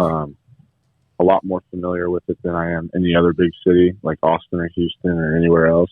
So, and I have relatives that always lived here. So it wasn't really difficult to get accustomed to. At first, it was just a little faster paced than what I've been accustomed to. But now I'm pretty used to it and enjoy it a lot. You may remember this. When you decided to transfer, you joined us on this show. And golfing. You were playing golf, and it was windy as hell. I don't know what you shot that day, but I think we probably ruined whatever. If somebody called me and I'm playing golf, I want to play all 18 holes, and you were so great to do that, but you knew we were going to call you. But and we'll get into golf in just a minute. But you seemed almost relieved. Was the decision something that allowed you to kind of lift the burden off you? Yeah. So whenever I went into the portal, I wanted to come to SMU the whole time, pretty much. And whenever I just finalized it, it was a good feeling knowing where I'm going. No other, I guess, doubts about what may happen or whatever. And so, yeah, it was a good feeling to know where I'm going and not have to worry about anything. All right. You were on the golf course.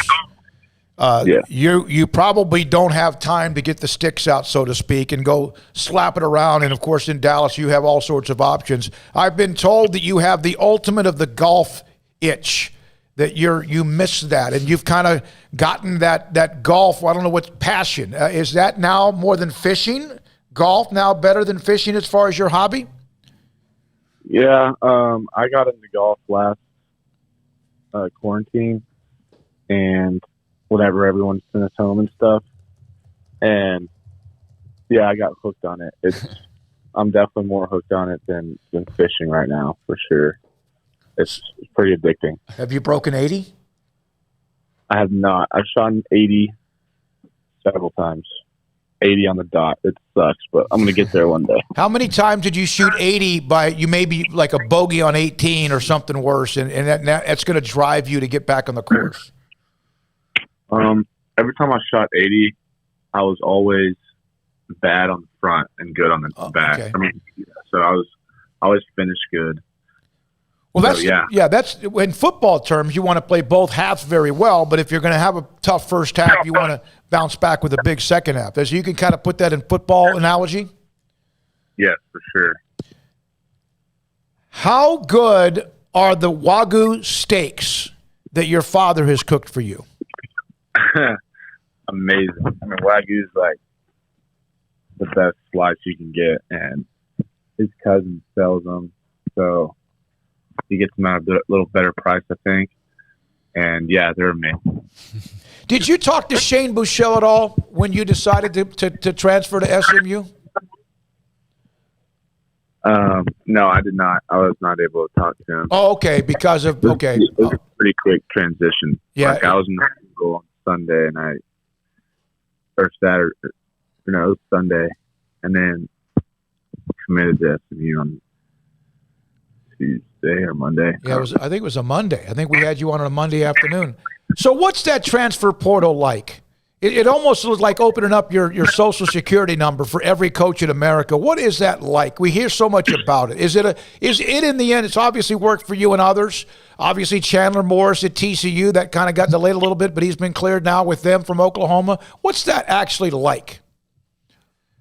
Yeah, I mean, it kind of takes you back to whenever you're a junior in high school and coaches can just text you and whatnot. So yeah, as soon as I got in it, got texts from a lot of different people, and yeah, it just kind of took me back to recruiting in high school. So it was kind of a weird feeling for sure. Tanner, you mentioned you think you guys are going to be pretty good on offense. What's it like to have Grant Calcaterra, who you knew from Oklahoma, obviously a part of the mix, and who are some of the other guys you're having fun playing with? I mean, all the O-line is returning from last year. We have some studs up there, and then on the perimeter, like you said, Grant, and also Reggie Robertson. Robertson is returning. Danny Gray is returning, and Rasheed Rice is returning. And then there's a lot of young guys that kind of played role positions last year that I think are going to step up as well. So, yeah, I mean, there's a lot of guys on offense returning, pretty much everyone. So, yeah, it's a really, really good opportunity for this group. Yeah, Robertson's really good, and I know he missed a lot of last year. They can't wait to get him back. Coach Dykes brought that up with us on Friday. One more thing, Tanner, we appreciate your time. You guys are wrapping up spring drills. I think you have, one more, the 30th, maybe a scrimmage or so. I don't know if it's an actual game or not. Some have games, some have just like, glorified games, scrimmages. What do you see? And what's it been like, and how much progress have not just you made, but the team made, even with all the players back on offense? Yeah, so just kind of getting back in the football swing. The first couple of days with no pads, and then as soon as the pads came on, it became more kind of real and more football like game like. So yeah, I mean, there's been some day one things that we've progressed through the rest of the practices, and offense has gotten better in every aspect you can think of, and I think we'll just continue to improve. Yeah, you got that Bentley at running back, right? Ulysses Bentley, a heck of a player. Had a great year as a freshman. Many games. He looks like. All right, I guess with Garrett as the offensive coordinator, you've been asked this before, but how much do you think that he shared, Lincoln and his brothers shared with each other about you? I know they talked before I was even, or as soon as I put my name in the portal. Yeah, I mean, they're really alike as far as like mannerisms and stuff, but I mean, it's been a really good transition because they're pretty similar in offense and how they operate and what they call stuff. So that's been a pretty smooth transition. Tanner, thank you. Enjoy it. Get through the spring drills and get those sticks out. Go play golf. Enjoy it. And thanks for your time. It's always a great pleasure covering you with that great run you had at Midway and also what you're doing now, both at Oklahoma and now at SMU. The best of luck to you. Yes, sir. Appreciate it. That's Tanner Mordecai. That is a focused young man. Craig, you got a chance to talk to him many times, sideline work with Midway, went to the state championship, and they just had a very bad day. And Cypress Fairbanks had a lot to do with that, but they could never get out of their own way with special teams mistakes, and he was fantastic. And I think you really thought that even though Spencer Rattler's name was the name that everyone knew could be the next person to replace Kyler Murray, I think Tanner really felt like coming out of spring drills last year, or maybe August, that it was his job. Didn't work that way, and Rattler was good, and he's back. But now Tanner has a chance to shine at SMU.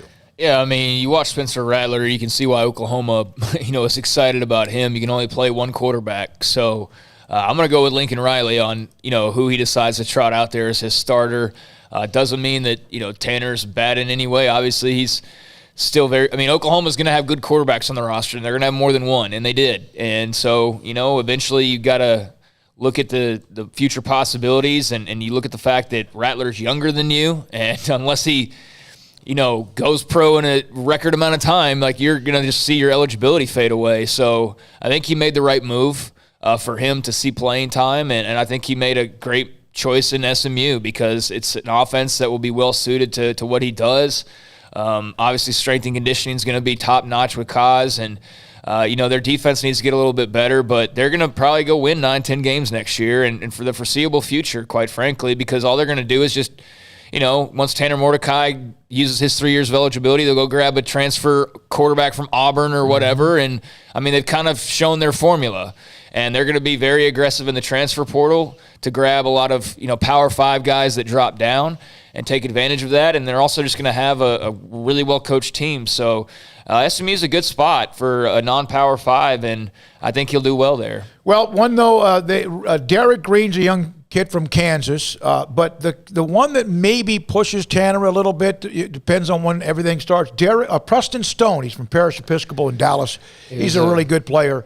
But Tanner Mordecai now with an opportunity to shine, just like, Charlie Brewer in Utah, who was 15 for 15, 150 yards and a touchdown or two in the spring game. I saw somebody say that is the most Charlie Brewer stat line ever. Absolutely. And I was like, you're right. And he did throw a nice deep ball. Wide receiver made a nice catch down the sideline. Somebody on Sic'em365 as far as he can throw it said, where was that throw the last 4 years? And, well...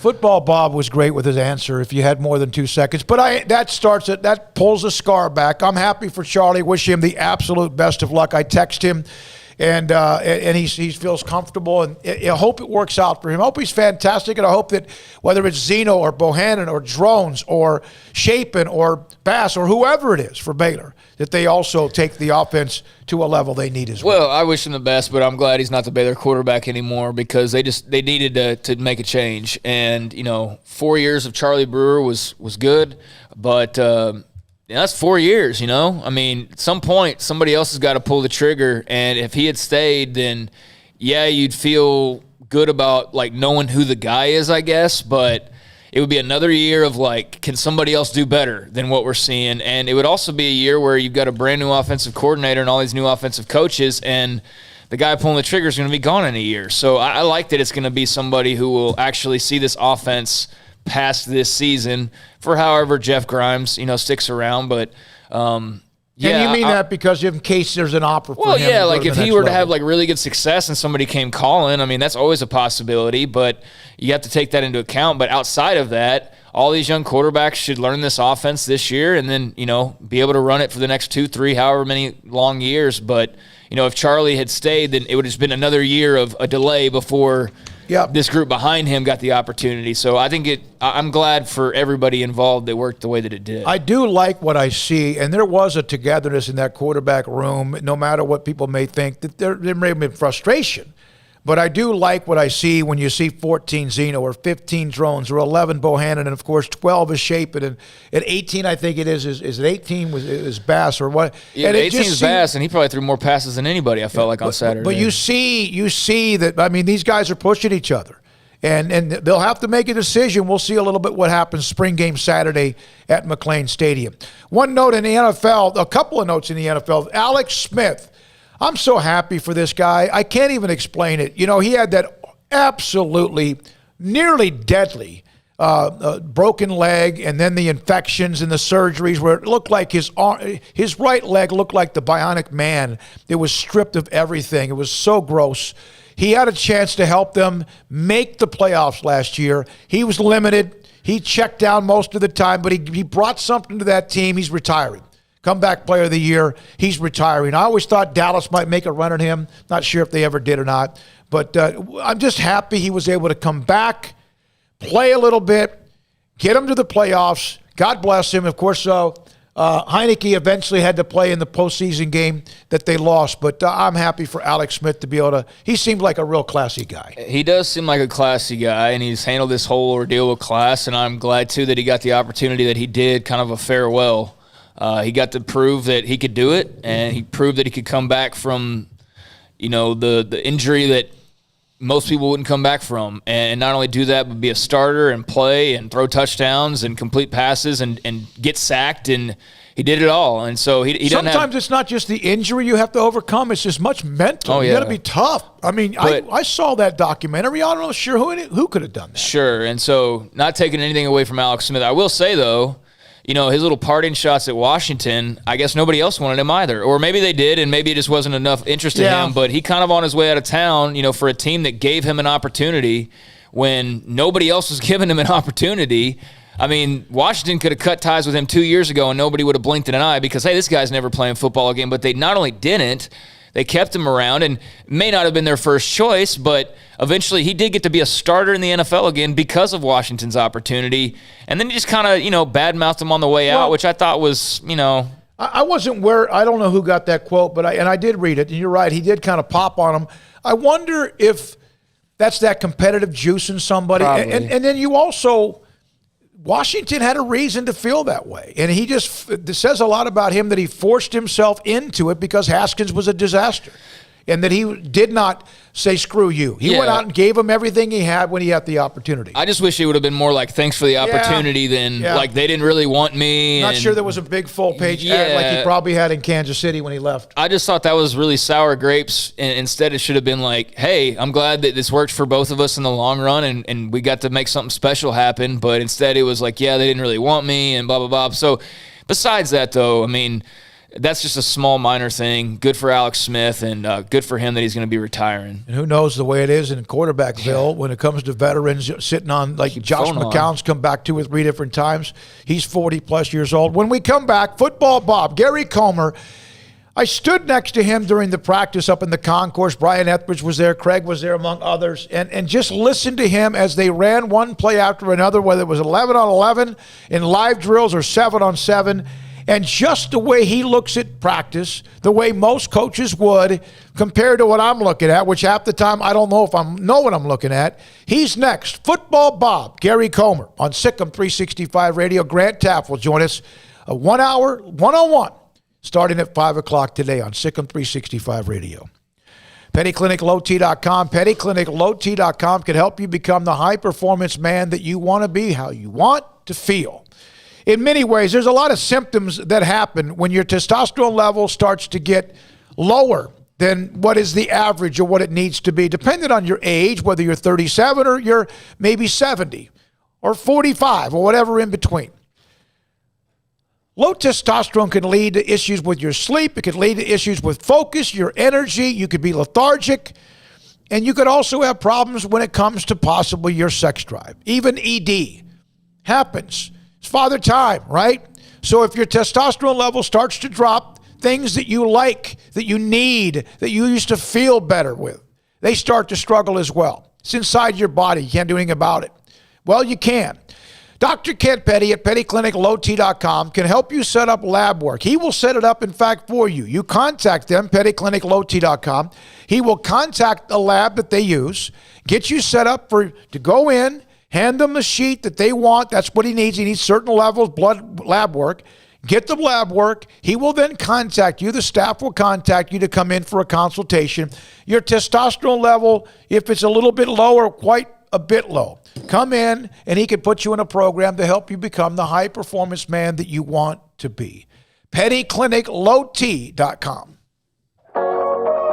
Waco Regional Tennis and Fitness was built to help give you a chance to enjoy elite tennis facilities and also remain fit or reshape your body. Now Waco Regional Tennis and Fitness has gone through its own physical changes. There are 7 large flat screens stretched across the main and improved weight room with Wi-Fi available and their own app to enjoy news, business, weather, or sports channels. The beautiful sound of active treadmills and elliptical machines, group exercise classes throughout each day, a new ballet bar for bar classes, a new look lounge and bar with beer and wine with more large flat screens available, touchless water fountains outside each spacious men's and women's locker rooms, showers, sauna, and whirlpool, upgraded PA system throughout the world-class tennis courts, and lessons for adults and juniors. I promise you'll look and feel better. You just need to walk through the front door. Also, Waco Regional Tennis and Fitness with personal trainers Christy London and Randall Corley. 40-plus group exercise classes, including twice-a-week boot camp. So start today, not tomorrow, at Waco Regional Tennis and Fitness on Lakeshore Drive in Waco.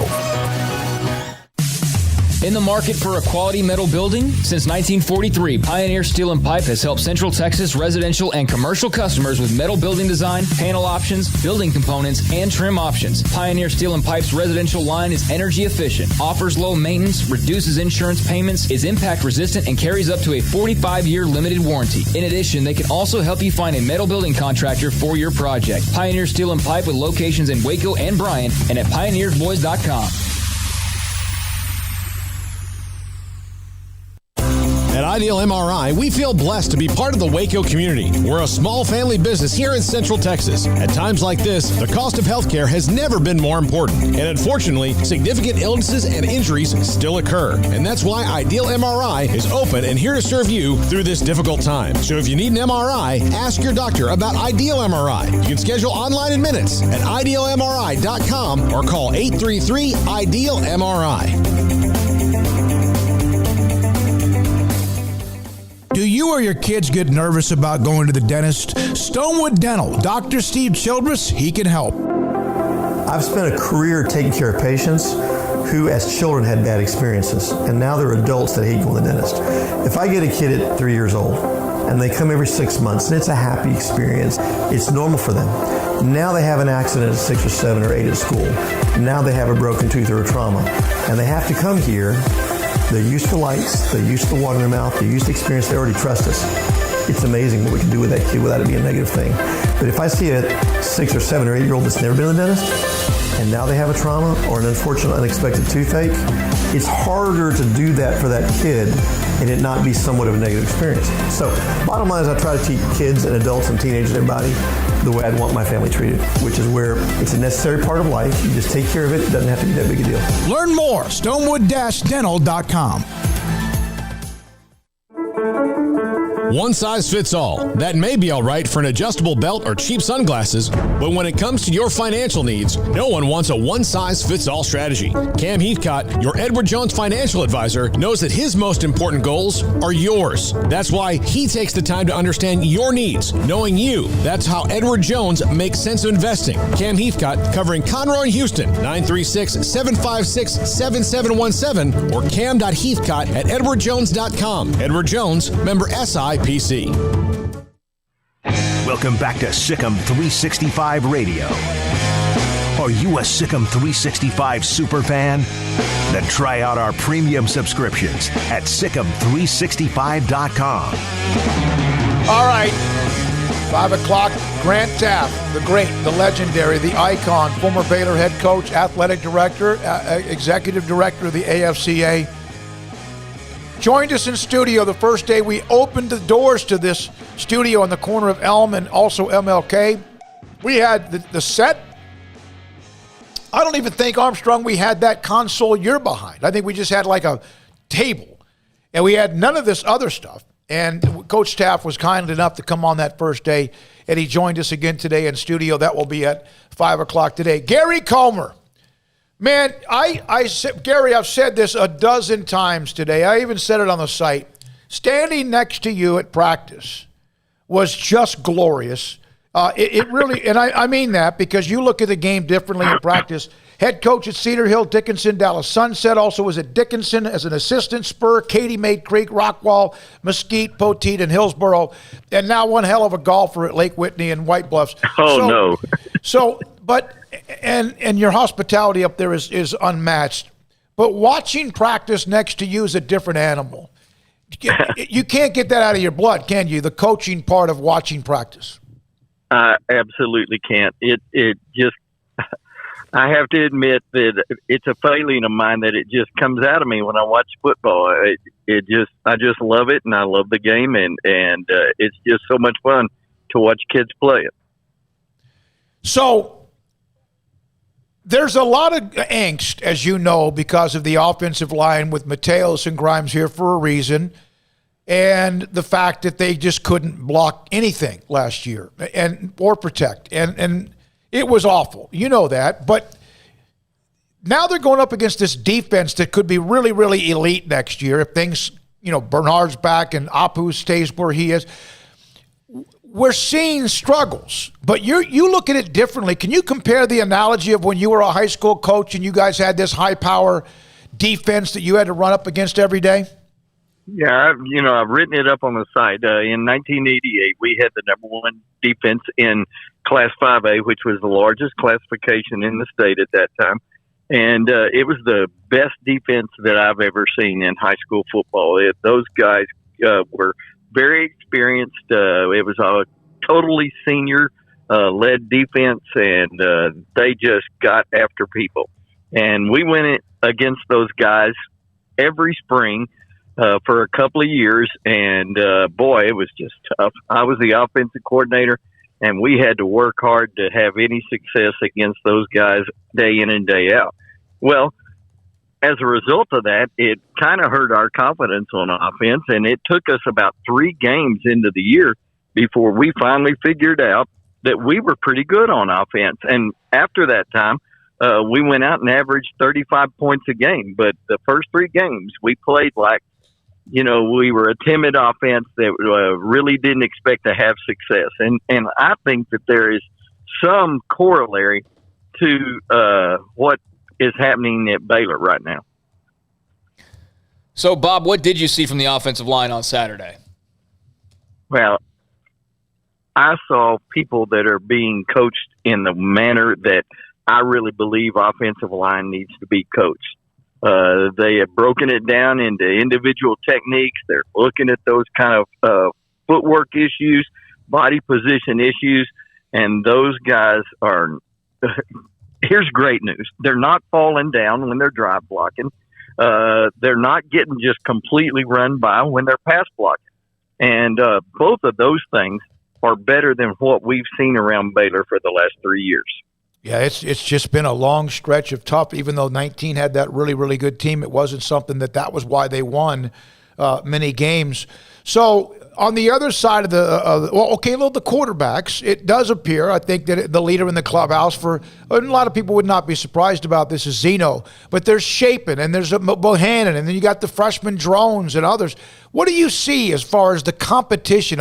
It seemed like they all do seem to get along. Eventually somebody's going to have a job and somebody might be upset about it, but your thoughts about the mixture of all of what they have at quarterback? Well, I've always liked these guys that we have at quarterback for the Baylor Bears right now. They are good athletes. They throw a good ball, and they're competitors. You can tell that from every one of them. I like the camaraderie that they have, how they congratulate each other when they come off the field, and just the way they work together. I spent a little bit of time just listening to Coach Bell coach, and those guys work, and it was very impressive to me. And so I feel like whoever is going to be the guy that's going to step up in the final analysis in this group, he's going to be a solid guy. Now, is he going to be all conference? I don't know. But he's going to be a solid guy, and he's going to not cause Baylor not to have a good year. We saw a little bit of the running backs on Saturday. I say a little bit just because there wasn't like a lot of long runs. There wasn't a lot of big offensive plays really at all on Saturday. There was a few. But Abram Smith seeing time back at running back. What did you think of that move? Aranda talked about it afterwards. They're looking for a straight line physical runner. Your thoughts on Abram Smith, and if there was anything else that stood out about the running backs, feel free to add that as well. You bet. I thought Abram had a very, very good game, scrimmage on both sides of the ball. he was running through on the backside as a linebacker and running people down in the backfield. That's just totally impressive. But as a running back, I love that he's a one-cut guy. In this offense, in a stretch offense, you run that angle and you stay on that angle until you see it. You plant the outside foot and you attack that running lane as hard as you can. And that is exactly what Abram does. Now, you know, some of the other guys, Quaylen, he's got that ability. He probably is not as far along in that ability as Abram is, but he's got that kind of ability. And you know, the young man, what is his name? Brandon White. We didn't get to see him the other day, but golly, the last time I saw him, I was very excited about him. So I'm excited about those guys. And then, of course, you have Treston Ebner, who is just a phenomenal athlete. The more he learns about running this style of offense, the better he's going to be at it. And he's fast. Yeah, Jonah White is who you mentioned. And, Craig, you've brought him up a couple of different times as somebody that's had a moment or two to watch. Hey, I'm just curious, would John Lovett have been a great fit, describing the running style, if he had stuck around? Yeah, I think so. Yeah. He's that one-cut guy. Mm-hmm. He's the one-cut guy. So, Siaki Ika, Apu, the young man that looks Bravion Roy-ish. Obviously, Bravion Roy was somebody that was the anchor to what they did in 19 when they were 11-3 and had that really was a great defense that won so many games for them. Any similarities? I think Bravion might be bigger. I think maybe taller. I don't know. I don't even know if that's true. But any similarities to what he brings to the table that Bravion Roy did? Yeah, I think that there's a real close resemblance between those two guys. It seemed like to me that Apu has a little bit better hip flexibility in his movement. Bravion could just smash people and just dominate the line of scrimmage. But I think Apu probably is a little bit better on down the line making plays. I think he can extend his sphere of influence a little bit more than maybe Bravion could. Although I think I haven't seen him have the kind of just fire plug mentality that Bravion had, where the center was not going to move him at all. You know, Apu every once in a while is getting moved, but it's few and far between when that happens. Would you advocate everybody getting ready for a big year from Tyquan Thornton? It sure seems like from the last two practices that they know what they've got in him in a downfield threat. I feel like he's destined for a big year, and he was almost non-existent last year. What are your thoughts? I think that Coach Grimes is probably going to utilize that talent a little bit more than we saw last year. Mm-hmm. I think that Tyquan, and now I am a Tyquan fan, I think Tyquan still has some growing up to do in regards to becoming a receiver like Denzel Mims. He needs to own that ball a little bit more. He needs to own his body position a little bit more. We saw a glimpse of that on the touchdown catch that he made. He pinned the defender on his hip, kept him off, and made the ball come over his shoulder and made a wonderful catch. That's Denzel Mims like. I just need to see more of it from Tyquan. Gary, they're having practice. They didn't have this last year, and I asked Coach Aranda after the practice, along with the local media, the ability to coach. Everybody is coached somewhat, not differently, but everyone has different personalities. How difficult is that, knowing that you might have to push this guy differently than you have to push this person? Or can you juggle all of that and you just got to do what you do? That's what great coaches do. Great coaches are able to handle different types of kids. Spike Dykes used to say that anybody can coach the great kids. It's the great coaches that coach the hard-to-coach kids. And so, that's exactly what coaching is. You have to meet that young man where he is, find out what the hot buttons are, be able to put things in a perspective that he relates to, and then get the best out of him. You got to be a communicator. You got to be a little bit of a dad. You got to be somebody will kick them in the rear a little bit every once in a while, whatever it takes. Gary, did you take anything out of what they were doing with the tight ends? That's a off-season topic every year. Every year it seems like, hey, the tight ends are going to be more involved, but we do know that Grimes does utilize tight ends. Was there anything that you picked up with what you saw there? Well, I think you're right. Grimes is going to use those tight ends a lot more, and I think that there's a couple of guys on the squad that are going to be dynamic people in the passing game if they're given that opportunity. I saw the tight end get vertical on the seam and widen out and find that hole in between the inside coverage in the corner and underneath the safety, and the ball went in there in a timely manner and is a big gain. Of course, we've seen tight ends into the flat and running a post move but catching it earlier. And those kinds of things are tight end routes. Hooking up over the middle when we're having mesh routes run underneath it.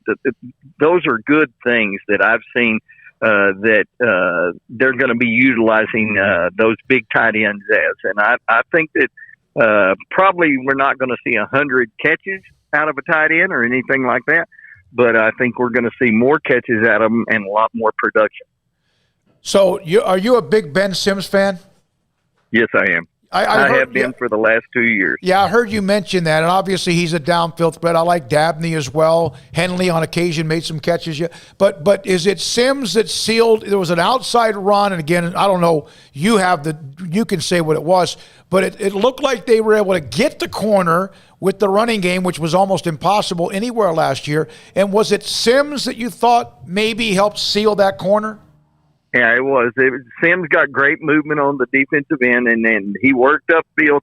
The tackle took over the block, and then Sims comes off and picks up the linebacker that's crawling over the top. And the edge on that was so good downhill that I think the play made about 15 yards, something like that. And they got that 15 yards before the secondary, the corner, or even the other linebackers could make any support. So that's the good kind of stuff that you're looking for from a tight end. What do you want to see Saturday? Because I asked Dave Aranda, and others did. Well, what do you need to see? It's a scrimmage. It's going to have fans there. Is it important for them to go out and let some of the people who are trying to figure out this Dave Aranda and the new offensive coaches, do they need to go out and just look like they know what they're doing? Is that enough? Yeah, I think so. I think that that's only reasonable now.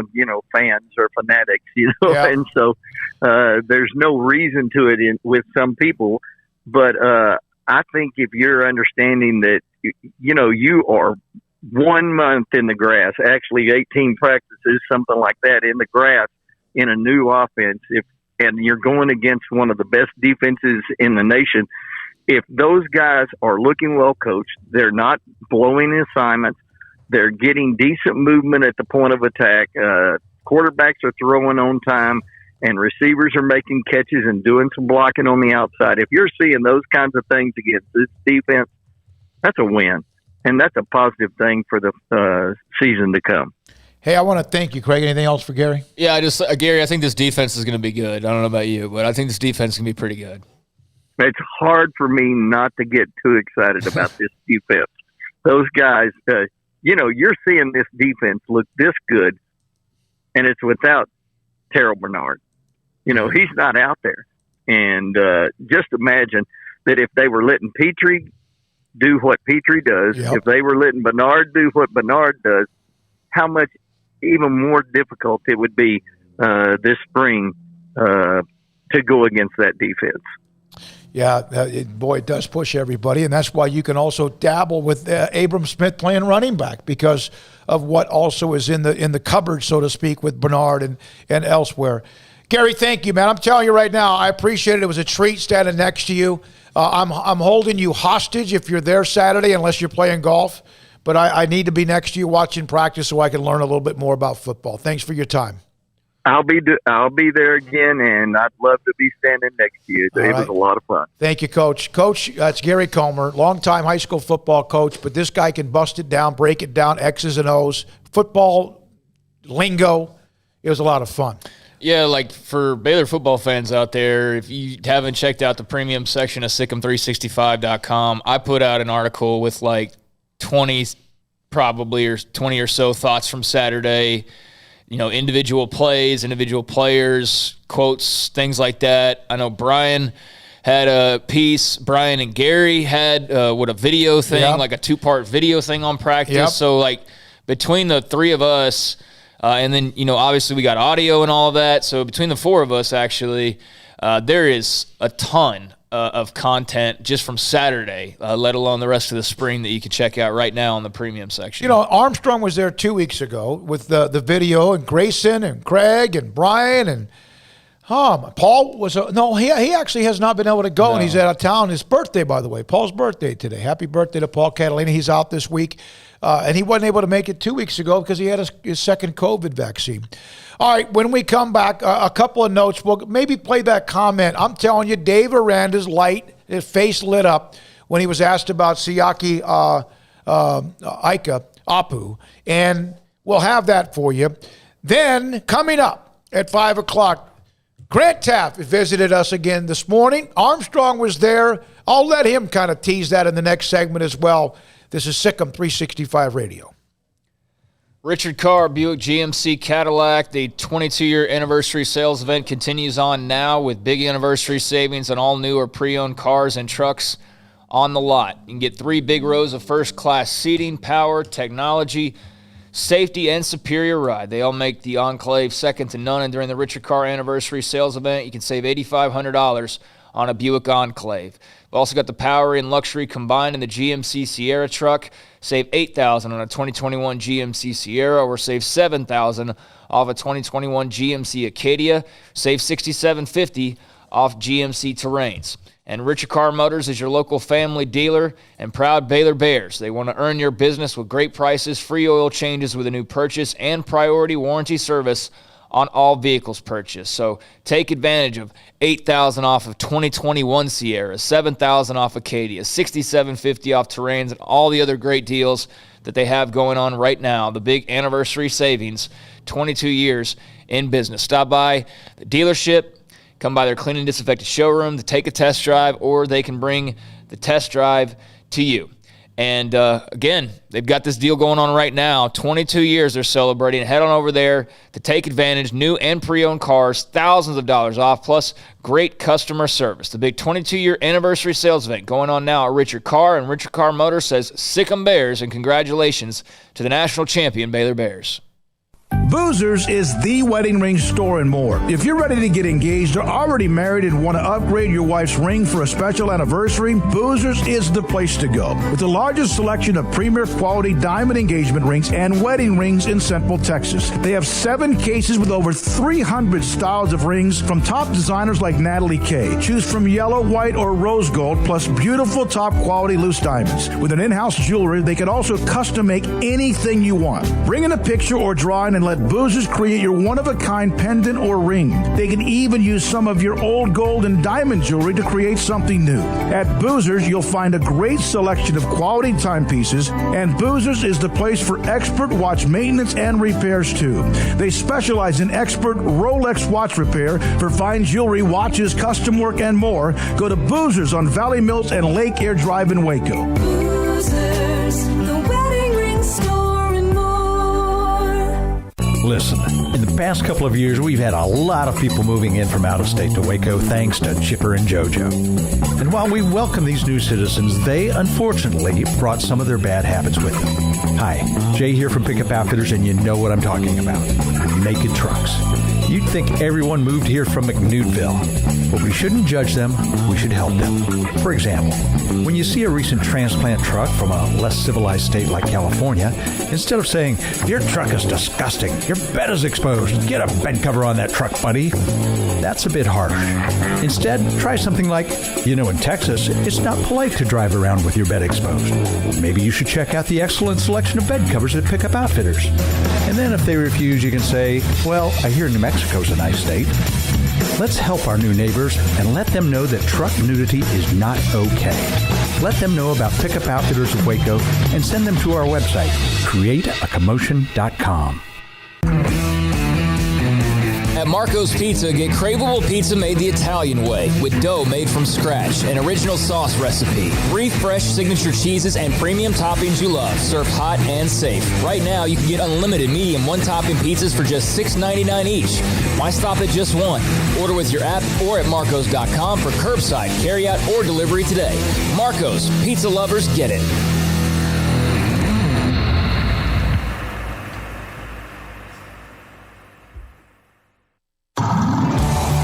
It's time to fire up the grill, heat up the oven, or get that deep fryer going to enjoy the top quality products at Waco Custom Marketplace. Order 30-pound sacks of live crawfish by 6 on Wednesday. Pick up on Friday afternoon after 2 or Saturday. Enjoy the weekend. 30-pound sacks of live crawfish available right now for $4.25 a pound. Find all the crawfish boil ingredients you need, including red beef potatoes, sausage, corn cobettes, and Louisiana boil seasoning. Make your order for live crawfish by Wednesday at 6. Pick up on Friday after 2 or all day Saturday, and enjoy the weekend. Waco Custom Marketplace, your home for fresh baked kolache, cinnamon rolls every day. Butcher shop to cut your steaks the way you want. Fresh seafood, summer sausage, boudin, house-cured and smoked bacon, spices, seasoning, soup mixes, and more, and weekly gift boxes for any occasion. Waco Custom Marketplace, 425 Lake Air Drive in Waco, or WacoCustomMarketplace.com. From the first workout to the last practice, sports is an incredible and rewarding challenge. Hi, this is Dan Ingham with the First National Bank of Central Texas, and we're proud to support each athlete, every parent, and our educators. From families, small businesses, to the biggest industry, we're here to help. With remarkable products like our free First mobile app, we've got banking ideas that fuel big dreams. That's the First National Bank of Central Texas. Familiar faces making local decisions. Member FDIC, Equal Housing Lender. Stepping into the boots of a U.S. Army officer can add confidence and leadership skills to your son or daughter's career path. See all the things they can achieve in our boots at GoArmy.com. U.S. Army Waco Recruiting Company, 254-598-8131 or 254-776-1543. Welcome back to SicEm365 Radio. The SicEm365 Radio Live Guest VIP Hotline is sponsored by Stonewood Dental. We are all in this together. All right, the Twitter timeline at Craig Smoak, at SicEm365. My timeline. Armstrong, do the podcasts go up on yours as well? At Paul Catalina and the Mullet Brothers. Now up in the SicEm365.com in the premium section as well. And coming up in the next hour, conversation with Grant Teaff. You could talk with him for 50 hours and still want 50 more. And we will have the 5 o'clock hour filled with the memories and reminiscing with the great coach in Grant Teaff. All right, so here is Dave Aranda. Now, if you weren't in person, you didn't see it. But, Craig, did you see the smile on his face when he was asked about Apu? Yeah, I asked him. So, I was looking right at him, and his face lit up. Here is, and this is not just about Apu, but also eventually about the defensive line after the practice on Saturday. Yeah, I think Apu helps. I think he has been a difference maker defensively, and I think there is an edge and an energy that he brings to that side of the ball. And I think, Thursday was probably our best day running the ball on offense. We really was able to move the ball up and down the field and then really have that mentality that we're looking for on the offensive side of the ball, running the ball. And we're able to get to some of that, just today. I think you guys saw some of that in the second half of the scrimmage. And so, that is a continual build. I think the guys know the expectation. I think they know the standard, and they all know full well, what this league's about and what's coming. We talked about with the offensive staff that we get into Big 12 play. We're going to see 9-man fronts. We're going to see safeties at 8 to 10 yards. Right? We're going to see press corners. They're going, if you can run the ball, you're going to get the play action pass game. But we have to be able to run the ball, and it all starts up front. And so I think all of that's understood. we're working to what it's going to end up being. That's Dave Aranda. We'll have more from him again tomorrow, plus a couple of more practices to get to cover throughout the week. The game on Saturday, the spring game. That wasn't the response where he lit up. I don't think that was my question. Okay, it may have been another one. Coming up next, Grant Teaff in studio, SicEm365 Radio. At Baylor University, students find their place to shine. They're faithful friends and inspirational leaders. They're championship teammates and independent thinkers.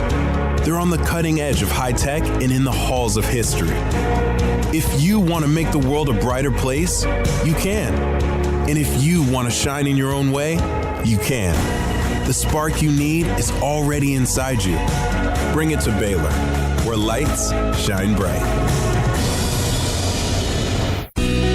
Let Camille Johnson Realtors guide you seamlessly through the process of buying your dream home or selling your current one. Commercial, farm and ranch, or residential, Camille Johnson Realtors can smoothly and successfully lead you through any transaction. With a team of 28 experienced agents who are excited about serving you, Camille Johnson Realtors services the entire greater Waco area. If you're in the market to buy or sell, contact Camille Johnson Realtors, 104 Midway Center in Woodway, or find them online at www.camillejohnson.com. Camille Johnson Realtors, elegant, charming, warm. Welcome home.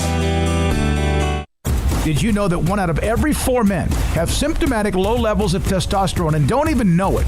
And if you think you're too young to worry about it, guess again. Low T levels can make you feel tired and grumpy, cause weight gain, and wreak havoc on your sexual desire and performance. Petty Clinic Low T can set up same-day blood screening and results, so if you're tired of being tired, I challenge you to man up and Google search Low T Waco or go online pettycliniclowt.com. It's a private clinic with an atmosphere catering to men. Affordable, only $150 a month, includes lab work, office consultation, testosterone injections, follow-up visits compared to $395 a month in Dallas or Austin, and you don't have to fight the traffic. Petty Clinic Low T as board-certified physician consultations will provide the best form of brand-strength testosterone available. Contact Petty Clinic Low T today, just off Highway 84 and Old Hewitt Drive in Woodway. Petty Clinic Low T, helping men become the high-performance men they deserve to be. PettyClinicLowT.com or Google search Low T Waco. Texas Farm Bureau Insurance has protected fellow Texans with auto, home, health, and life insurance since 1952. With more than 260,000 square miles of land and 27 million people, that's a lot to cover. Whether you're wrangling cattle or wrangling kids, we're proud to protect Texans in all Texan ways of life. Stop by and see our agents at one of our 3 McLennan County locations. Coverage and discounts are subject to qualifications and policy terms and may vary by situation. Don's Humidor, your home with a 48-foot walk-in humidor with the elite cigar brands from around the world, including the #1 cigar of the year, Aging Room Cuatro Nicaragua. Plus, they have the great brands like Macanudo and Artur Fuente, Rocky Patel, Aston, and so much more. CBD, great for sore muscles, aches and pains, sleep, Vita Dreams, and anxiety, mild depression, general health and wellness. Their staff very knowledgeable on the subject. If anyone is curious about CBD, ask Carol and Ashley. Don's Humidor in the Townwest Shopping Center off Valley Mills in Waco. Riverbend Liquor and Wine has their easy-to-access drive-thru open and convenient and clean in-store location on the corner of Lakeshore Drive and North 19th Street in Waco. Riverbend Liquor has the best and most extensive variety of craft beer selections in Waco, and Balcones whiskey, including single malt, pot still, baby blue, rye, brimstone, and the all-new lineage in stock. Riverbend Liquor and Wine, family-owned and operated, and a hidden gem in Waco on Lakeshore Drive and 19th Street. And find out more on Facebook and Instagram. Welcome back to SicEm365 Radio. Wagler, goodness, all night long. The 5 o'clock hour is sponsored by Edward Jones Investments with financial advisor Tom Albers, staying in touch with you and your money through these difficult and changing times. Edward Jones, making sense of investing. Now here's David Smoak and Craig Smoak. There have been so many times I've been fortunate enough to interview Coach Teaff, Grant Teaff, the legend, the icon. Everyone knows about Coach Teaff. We've sat down in your house and we've talked about your artifacts, the Indian collection and all your history of your family. And then, of course, we've talked X's and O's in football. It's great to have you in the studio. You were here with us about a year ago.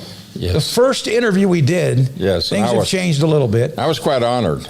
Oh, to tell you the truth, so really, were we. because it was a startup. It was a new time for you all, and so I just really appreciated being on. Armstrong Sims here today as well. Mike Singletary told me that when he was a freshman or sophomore, that when you went to a lot of speaking engagements, of course, you've been to hundreds of them. I mean, why wouldn't people want you to speak at various events? That sometimes you would ask him to go with you. Mm-hmm. He thinks that perhaps one of the things that you were trying to do was show him some kind of how to speak in front of people and maybe leadership. And he said that it's something he was able to use the rest of his life. Do you remember those times? And was that some of the reasons if you took a Mike Singletary or anybody with you just so they could kind of see the moment? Absolutely. No, there wasn't any question about it. And it took with Mike. Mike is a great speaker, and he I think that he did get some foundational ideas there. It's one thing to show somebody something and let them see it and experience it rather than tell them. It's a different experience, and so that's why I would take Mike with me, because I knew he was going to be one of Baylor's great all-time players. I knew that early on. He was just unbelievable as a player. So I knew that, and I knew that he would be interviewed, and that his background, where he came from, down in Houston, Texas, he probably didn't get a lot of that. So I wanted to prepare him. I never wanted him to in any way be embarrassed, or not do a job that he felt proud about. And so I knew what he was going to be. And so before he was that, I started training him on his speaking. He came from a broken family. Yes. He said you taught him a lot about a lot of things as far as family, commitment, love, all that stuff as well. That was one of the things that one time you had a speech and all of a sudden you couldn't make it. And he's not so sure if you really couldn't make it or you wanted to give him the opportunity. And all of a sudden he was up and he was ready for it. But was that because you couldn't make it or because you felt like it was time for him to deliver It was time. Very good. Yeah. He needed to step out. Well, he remembers that quite a bit. He told me, he was like, those eyes he has when he's getting ready to do a snap. I think that's probably what he looked like at that time. You have to, as a coach, no matter what sport, you recruit players, and all of them come from different backgrounds. Some come from families that have been together forever, and some come from where they have no idea where sometimes their parents are. Broken families or really abusive or backgrounds that are so hard. What did it mean to you when you recruited players that really had nothing and then they became professionals, and not just players, I'm talking about real businessmen, successful? Yes. Well, frankly, it's really what, for me, it's all about. You have to win in my profession to do the things you want to do with young people. You have to keep your job. So it's a double layer. You can go through life trying to help kids and let them grow and mature, but at the same time, to keep your job and do what you want to do, you got to win. Mm-hmm. So it was a unique combination. But I've been so blessed to have so many young men that have turned out so well in life as husbands and as fathers and as leaders in their communities, and it's just wonderful to see them where they are in life right now. 1978, you guys were 3-7, had lost 5 games by 9 points. Mm-hmm. Andrew Mellentry told me that there was a time during that season, I'm not sure if it was after that or when it was, that you had about 3 or 4 bad apples on that team. Yeah. And he spoke with you and the leadership, and it was time for them to go. Yeah. And was it after a practice when you said it's time for these players to go, and there was like a police waiting at the stadium entrance for them to go? Do you remember that? Wasn't quite that bad, but I did send them on their way. How hard is that? Well, it's hard because, you never want to give up on anybody. And so when you dismiss a player from your squad, you have virtually given up on him, that you're saying, I can't do any more, or you're not allowing me to do any more. And so go out into the world. And I had a letter that was really interesting. I had a letter from one of the young men that happened. This was about 2 years ago. So it's been a lot of time since then. But he was one that I dismissed. And the letter started out by saying, Coach Teaff, I hated your guts for several years because of what happened. He said, then I realized what you were trying to teach me. And I've changed my life. Everything about me has changed, my whole attitude, my commitment to my family, my commitment to my Lord. It's all changed, and it goes back to the time that you had to discipline me. And so, those things are hard when you do it, but if the guy will think about it and understand what took place, it can really make a difference in their life. So I think that actually was in the spring after the 3-7 season that you addressed them, and then you guys went on to go to the Peach Bowl and have a successful year.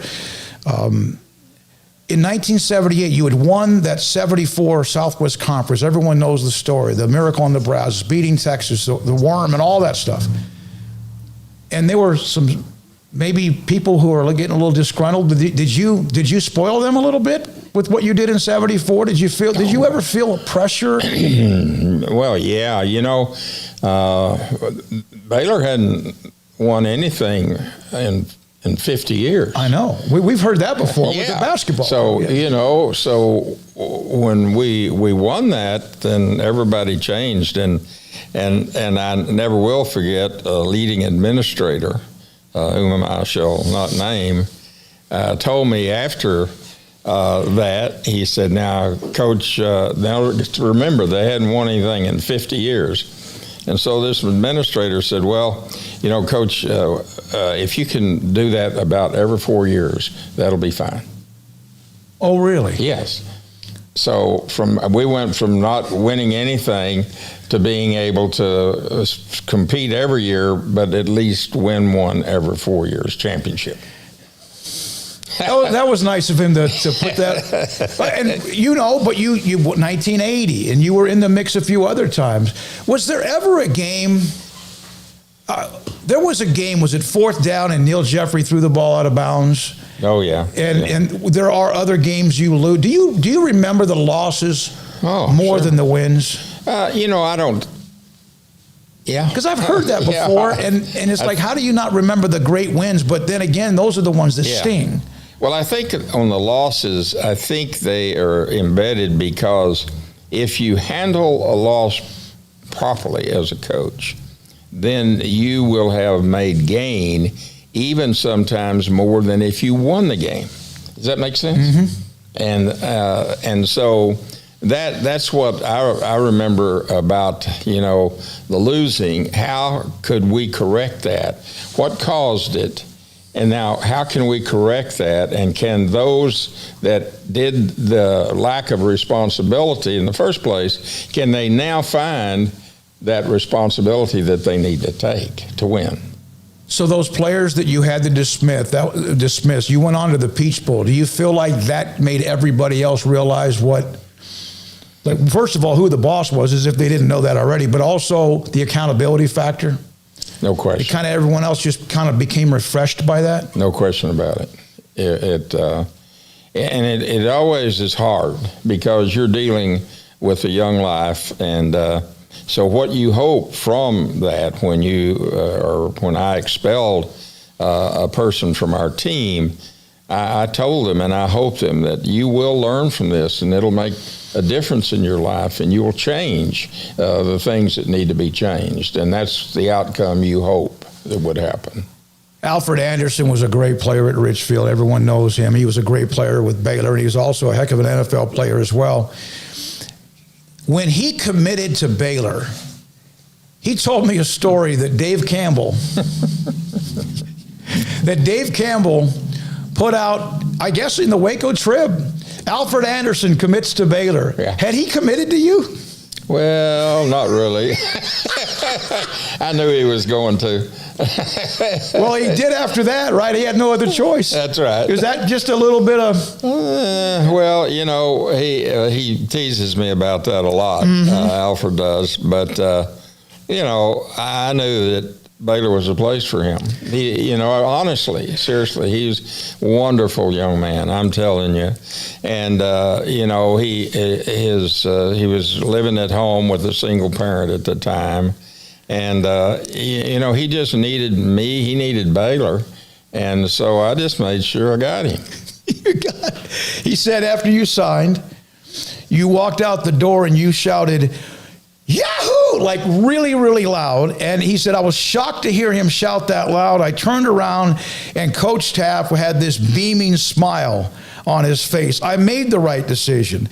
He knew it was the right decision. I earned my degree, an opportunity to play football. And here's the reason I yelled, and I did. That's a true story. When I got the commitment out of him, you know, I walked out the door, and one of my assistants was waiting for me in the car, and I couldn't wait to get to the car to tell him, and I just yelled. Everybody in the neighborhood heard me, you know. But it was an important day because that man can play football now, and there's never been a finer young man and now a finer man than Alfred Anderson. Wow, he'll love to hear that. And he knows that. You've told him that. Walter Abercrombie, another local great player from University High. You had obviously wanted him to play at Baylor, but he wanted to take a few more trips, and there were maybe a couple of them that you weren't so sure he needed to take because of the way things were at that time in the Southwest Conference. And do you remember, we don't need to mention the school, but he was going to go take a trip to one of them, and you said, what did you remember what you said to him? No, I don't. But something about, Walter, are you a man of integrity? Yes. And yeah, I do remember that. Well, I mean, he was then as a young person, and he is, of course, now. And what a wonderful man he turned out to be. But yeah, and you know, young people like that, they get in a room with a bunch of coaches, and somebody will bring in alumni. I never did, but a lot of schools brought in alumni and, you know, kind of insinuated all kinds of things. And so after he'd committed to me, you know, I really talked to him about, you know, making that commitment and the integrity that it takes to be the kind of man he wants to be. And he's going to have to, you know, probably turn down some pretty lucrative looking situations at these other schools to stick with his commitment. Like a briefcase? That's basically like he said you told him what would happen, and he went on this trip, and it's exactly what happened. Yeah. And he thought that at that moment, I think he was always going to go to Baylor, but that's when he realized what you knew, the insight you were trying to help him with. It played out exactly the way you said it would when he went on this trip. Oh, yeah. Yeah. I've seen him many times get off those airplanes with the black bag. Yes, many times. How sad was it when the Southwest Conference exploded? Well, for me, it was very sad because I grew up loving the Southwest Conference as a kid out in West Texas. Of course, we had no television those years, and so I would listen to a fellow named Kern Tips broadcast the Southwest Conference games on our big radio in our living room, one of those great big old radios. The Diamond Shamrock Network or something like that? Yeah, something like that.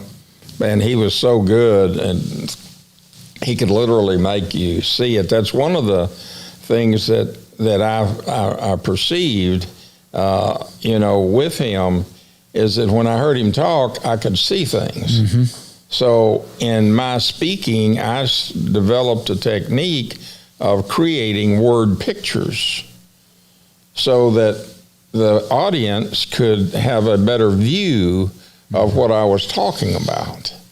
And so that, and I kind of learned that from Kern Tips and then expanded on it, you know. He was very good. The best compliment I think a broadcaster can get is if somebody's listening to the game on the radio and they feel like they're actually at the game, and as you said, they can actually visualize exactly what's going on. From the colors of the uniforms to the crowd to the setting to the scenery to the view. Well, I mean, I'm sitting there listening to a radio, and I'm seeing it. I see the game because of the way Kern Tips could describe it. And so, yeah, and you know, I have some experience in broadcasting. You know, I was involved in that because I really loved it and knew what it can do. And it's just like with you and your staff, you know, what you all do for people out there that can't go to a game, they can be at the game by the way you describe it, you know, and the enthusiasm that you put into it. So I learned an awful lot from broadcasting. Lane is here. You're doing these podcasts and you're putting together like an archives, a library, Grant Teaff, similar to maybe what we're doing here, but you're putting all of the, I can't even imagine how many you could possibly do. Hundreds, if not possible. Maybe if you, but why are you doing that? Well, you know, one of the things that has always motivated me, and particularly in the years when I was speaking 3 or 4 times a week all over the country, coaching and doing my responsibilities, even when I was AD, and then when I went into the American Football Coaches Association executive director, I still did that. And I know how important it is for young people out there all across the country to be able to hear somebody that's been there and done that and can articulate what it's like, and to give them some inspiration is that, hey, I need to get my education. I need to have that opportunity to have those kind of experiences. So to me, my experiences were always shared to try to help young people set their own goals. You always end up talking. I'm not sure if every coach has always invited you to come talk to the new staff or as the staff changes. I know earlier this year when they made the coaching changes, you went and visited with the new staff, the ones who were new, plus the others, Joey McGuire, who had been there, Sean Bell, whatever, with Coach Aranda. And I was told that you could hear a pin drop when you started talking. Is that about as much respect as you can get? Yes. It is. Attention, that means they're paying attention and listening to you. I got eyeballs on me, and I've got eyeballs on them. And so the best way to communicate is when you have complete attention. What is the true story about the worm? Well, you have time for that? Well, everyone's heard about it, and then I think things grow. Yeah. And then sometimes people get the years mixed up. Oh, yeah.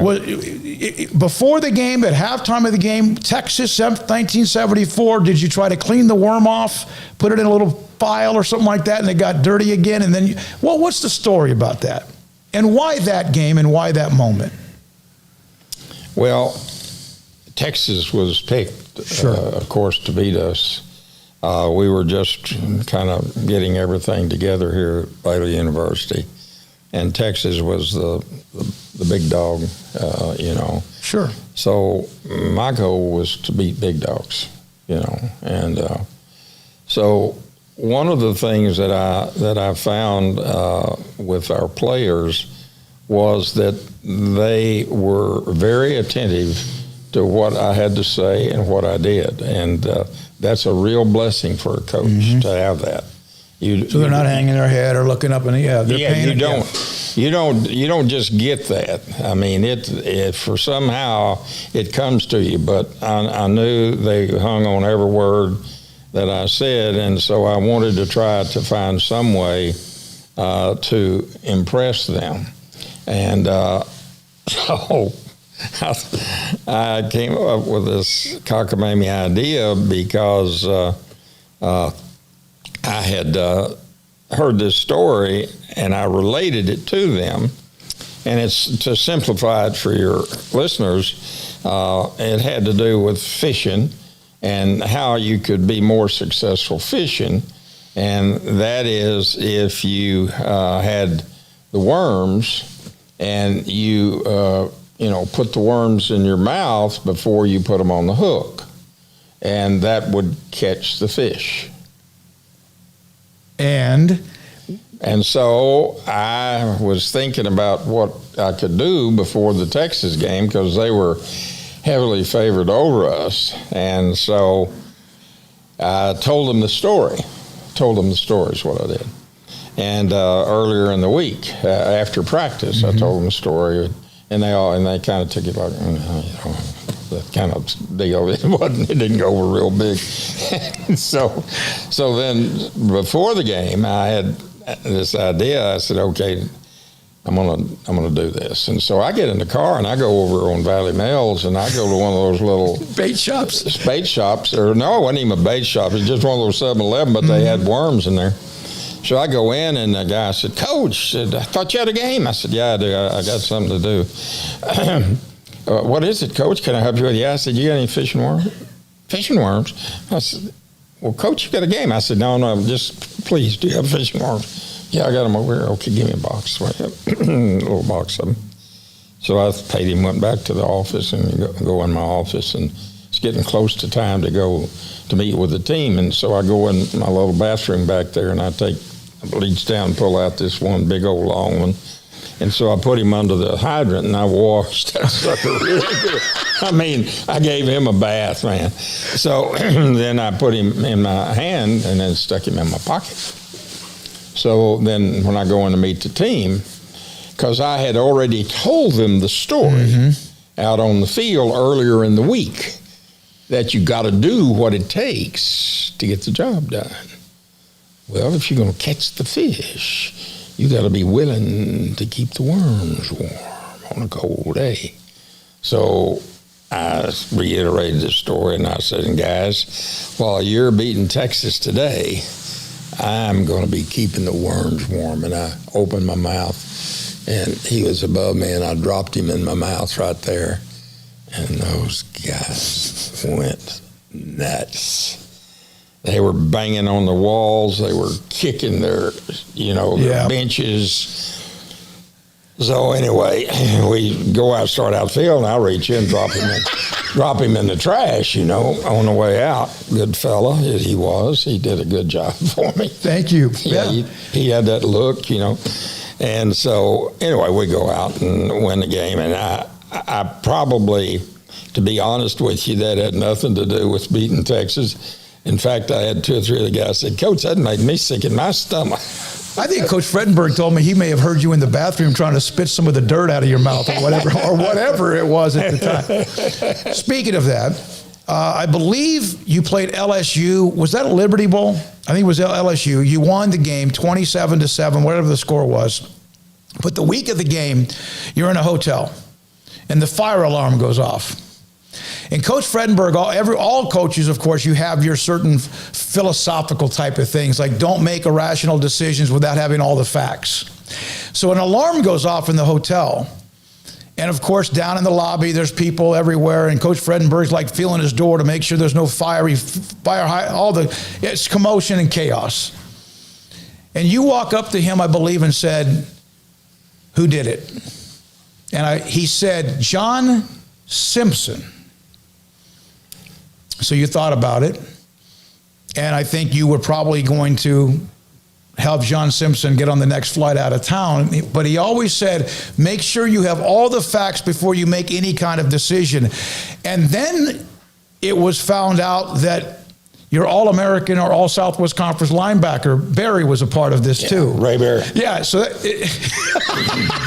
so you had the facts. Facts. And the facts help you make decisions. Yes. And so I made the right decision. And they stayed. They stayed. And both of them were on each side of the ball, the players of the game. Yes. They were playing for their life. Not for the team. They had nothing to do with the game. They were petrified. They were, because they knew. I just said, okay, I'll deal with this after the game. Oh, so that's like when they had that over their head. There's nothing worse than when my mom, we have 5 children and 4 boys, and my mom, the worst thing she could ever say to me was, you wait until your father gets home. Yeah. Is there anything worse than, or if your mother says your full name, David Allen Smoak, or whatever, they bring in the middle name, then it's not good at all. But it's wait till your father gets home. And that's kind of what almost you said to them. We'll deal with this later. Absolutely. That's right. So they played like crazy, man. They were outstanding. Was there ever a recruit, Billy Sims, Earl Campbell? I know you were in the mix for all of these guys. Yeah. Which one was the one that even to this day that you feel like? Well, I tell you, Earl Campbell probably, because I had Earl's mom, and that's usually a good start. Mm-hmm. I went for the moms, and if I got the mom, I usually got the player. But I got Miss Campbell. She used to come by and see me on her way to watch Earl play at Texas. She'd drive through her. Wonderful lady, and raised a wonderful young man in that Earl Campbell. But Earl and I have remained friends all these years, and he's a wonderful man, as well as everybody knows what kind of player he was. Yeah. But I would love to have had him on my team. 1991 team got as high as, I think, number 8 in the country, and then you lost to Rice. It was a tough day. Yeah. What happened to that team? On that day? That kind of a season that got away? Yeah. Well, it's like anything else. You have got to be on your toes at every game. And the problem was, as coaches, we know that, and we tried to tell our players that you're going into a trap, because Rice doesn't have anybody in the stands, mm-hmm. And you're going into a trap, and don't let them lull you into being in a position to lose the game. That's what happens.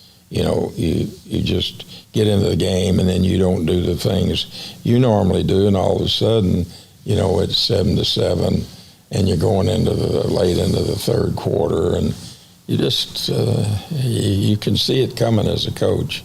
Is it more emotional, mental than it is physical? Because physically, you're still the same people you were. Yeah. I think it's all approach. Number one, they weren't very good, at the time, but they had a good coach, and they had some good players, and they just hadn't played very well. But on this one day, they played lights out, played mm-hmm. the best they could play. And so you have to figure that when you're playing a team that's not as good as you are. You have to figure that there's going to be that day when they rise to the occasion. I had many teams do that. Mm-hmm. Many teams that were sub to other teams in the conference, and we'd rise up and beat them. And so I know all about that mentality. And so, we kind of walked into a trap. Yeah, and it kind of just started a little bit of a slide. Plus, you started playing good people, too. I mean, you were pretty good. How many times can you, in baseball terms, if the team's in a slump, the manager comes in and clears off the buffet and has one of those talks with the players or whatever, they close the clubhouse. How many times can you do that before players stop listening? In football, you have 11, maybe 12, or now even 14 games, 11 or 12 in the regular season. Can you, one, it has to count. That's got to count. One. Other than that, it's the players start kind of looking at you. Okay, here we go. So that's the toughness of coaching, particularly on a collegiate level, where they're more mature than they were in high school, but they're still not totally grown men. They may be physically grown, but they still are not totally mature. As college students. So. You just you have to be very, very cautious about how you deal with them, and I relied so much, Smoak, on my players, my leadership. I really worked hard at developing leadership that was there among the players that could be transmitting my concepts of how we're going to win.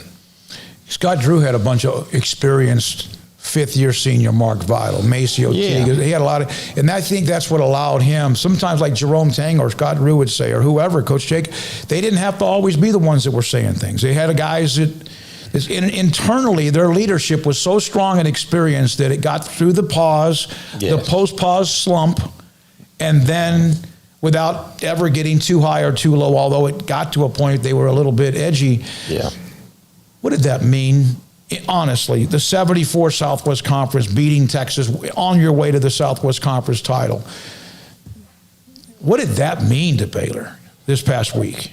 Oh, the basketball this year? Yes, sir. Oh, that, in many ways, it's similar to the 74 because the 74 changed everything. It changed the giving. It changed the mentality of the media. It changed the mentality and the outlook of the high school coaches and the players that we were trying to recruit. It changed the concept of the giving. The giving to the university just exploded. You know, I mean, talking about buildings that are built around here, a lot of it came out of people that had good feelings about being able to compete on the athletic field for Baylor University. And same way with this year, with Scott taking it all the way and winning a national championship. That just says so much for a great university that is academically oriented, to be able to step on an athletic field, have your academics, have your success there, but still be able to line up and win a national championship or a conference championship. They destroyed Gonzaga. They were a buzzsaw in that tournament. I thought it all started with what they did to Villanova in the second half. They were down at halftime. They weren't quite yet set, and then all of a sudden they made a great team, or a team that's got a lot of tradition, look very average or bad, and it just seemed like from that point on it was a landslide for them. That they were. Well, and I have to, I believe this with all my heart. That goes back to coaching. Certainly you have to have the athletes to do it, and that's coaching. They recruited those athletes, the staff did, and then they have developed them and trained them. And then there is a mentality that a head coach can bring in to an environment, whether it's on a football field, or whether it's at a tournament or an individual game or a track meet. We see this through the years with Clyde Hart. You know, he brings that, he recruits the great athletes, but he brings that knowledge and mentality, that toughness that it takes to win championships. And the same thing that we see with Coach Mulkey. Coach Mulkey, and I've told her this, and she loves it. I've told her many times, I said, Kim, you can coach my sport. She told me one time we were watching somebody that was coaching here after I was the AD, I think. And she and I were standing out there, and I said, Kim, you can coach my sport. You think so? And I said, I do.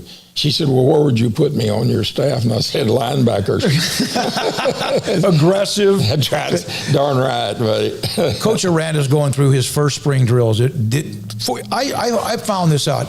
There were 450 days from the day he was hired until he had a chance to physically be in front of some of the parents, not this past weekend, but 2 weekends ago. And they're like just a handful of them. Then more last weekend, and then, of course, the spring game. He made changes. He made them emphatically. He saw where there was a problem. He seems to be blossoming a little bit, where it's now the first year maybe he was a coordinator as a head coach, and kind of he seems like, and of course they need to win, but do you see a difference just from what you've noticed these last 3 to 4 months? Yes, I have. And it's all good. Everything I've seen is good. He's a Coach Arenda's a wonderful man. I'm telling you, in every aspects of manhood. And but the good news is for Baylor, he's an excellent football coach. And the head coach has to make very important key decisions that a lot of times you and the media don't even know about. And he is so capable of that. He's so good at that. And the staff he's put together, excuse me, I find to be a very, very solid coaching staff. How important is it they have a spring game? It's not a game, it's a spring game. It doesn't count as a win or a loss, but do you think it's important for them to look like a football team this weekend, or does that matter? Well, the answer to that is yes and no. In the long run, it probably doesn't matter that much, but in the short run, it's real important, not only for the players to execute well and for the coaches to feel that they got execution out of their players, and then for those that are watching to feel that this is a team. Mm-hmm. This is a team that has great potential. How high can they go? How far can they go? But to have a team that not only looks good, but that conducts themselves the way a team at Baylor University could conduct themselves, and to be in a position, to get themselves in a position to be able to win big. Coach, when you're sitting in your suite at the stadium, at McLean Stadium, and you look across, and let's say that it's a large crowd and it's a big game, and whether they're winning or not, and you see the Brazos and you see all the facilities up and down, and it's just unbelievable, the view. What do you see? Well, honestly, I'm just so blessed by it because it is something that Baylor has always needed, and I'm so thankful that the Baylor leadership, not only the campus leadership, the president and others on the ADs through the years, but the alumni that have supported all of this. I drove by the stadium the other day and looked at that amazing place. It's a beautiful, beautiful place. And what a great thrill it would be to coach a game in there. But Baylor is in I think, a catbird seat right now. I think they're in good position. And they're looking at maybe building this little basketball thing, huh? Yeah. It might be for everyone who goes up and down 35 to see that too. Man. Did you ever dream that? No. Because you're talking about the money started coming in 74, and we all know the story about the turf. We've said that many times, where underneath the elevator was the gym, or on that gym, your weight room. But did you ever dream Baylor would have all of this sprawling all over the place? No. I mean, I'd like to say I did, but I didn't. You know, when I was here, it was an everyday battle, for the next day. What's your favorite book? If you had a book that you wrote, and you've written a bunch of them, and you're always writing something, is there one in particular that you said, this is the one you have to read? I think the one I would recommend to people was my very first book.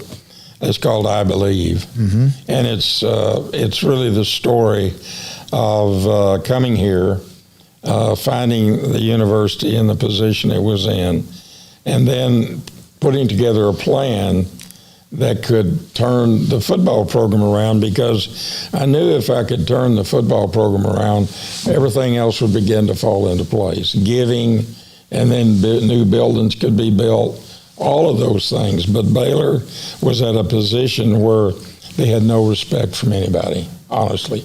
Probably the academic world, right. A lot of respect there. But from their athletic program, there was no respect.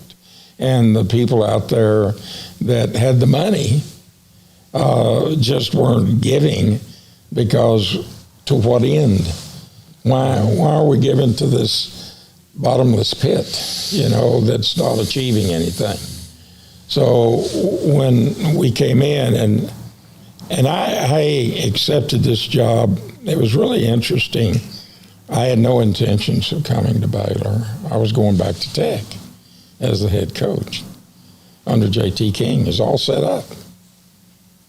And I come down here, And I told Lionel, I said, this place needs me, and I can do something with this place. What did she say? Oh, my gosh. Really? And I said, really? She said, all right, then let's get it done, get to moving.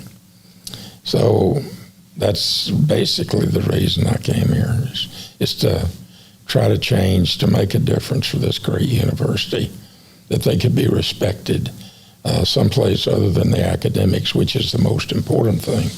But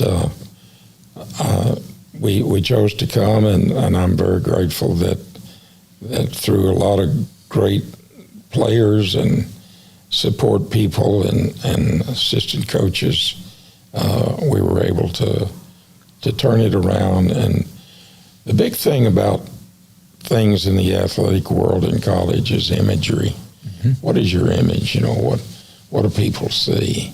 And so that's the thing that's the hardest to turn around.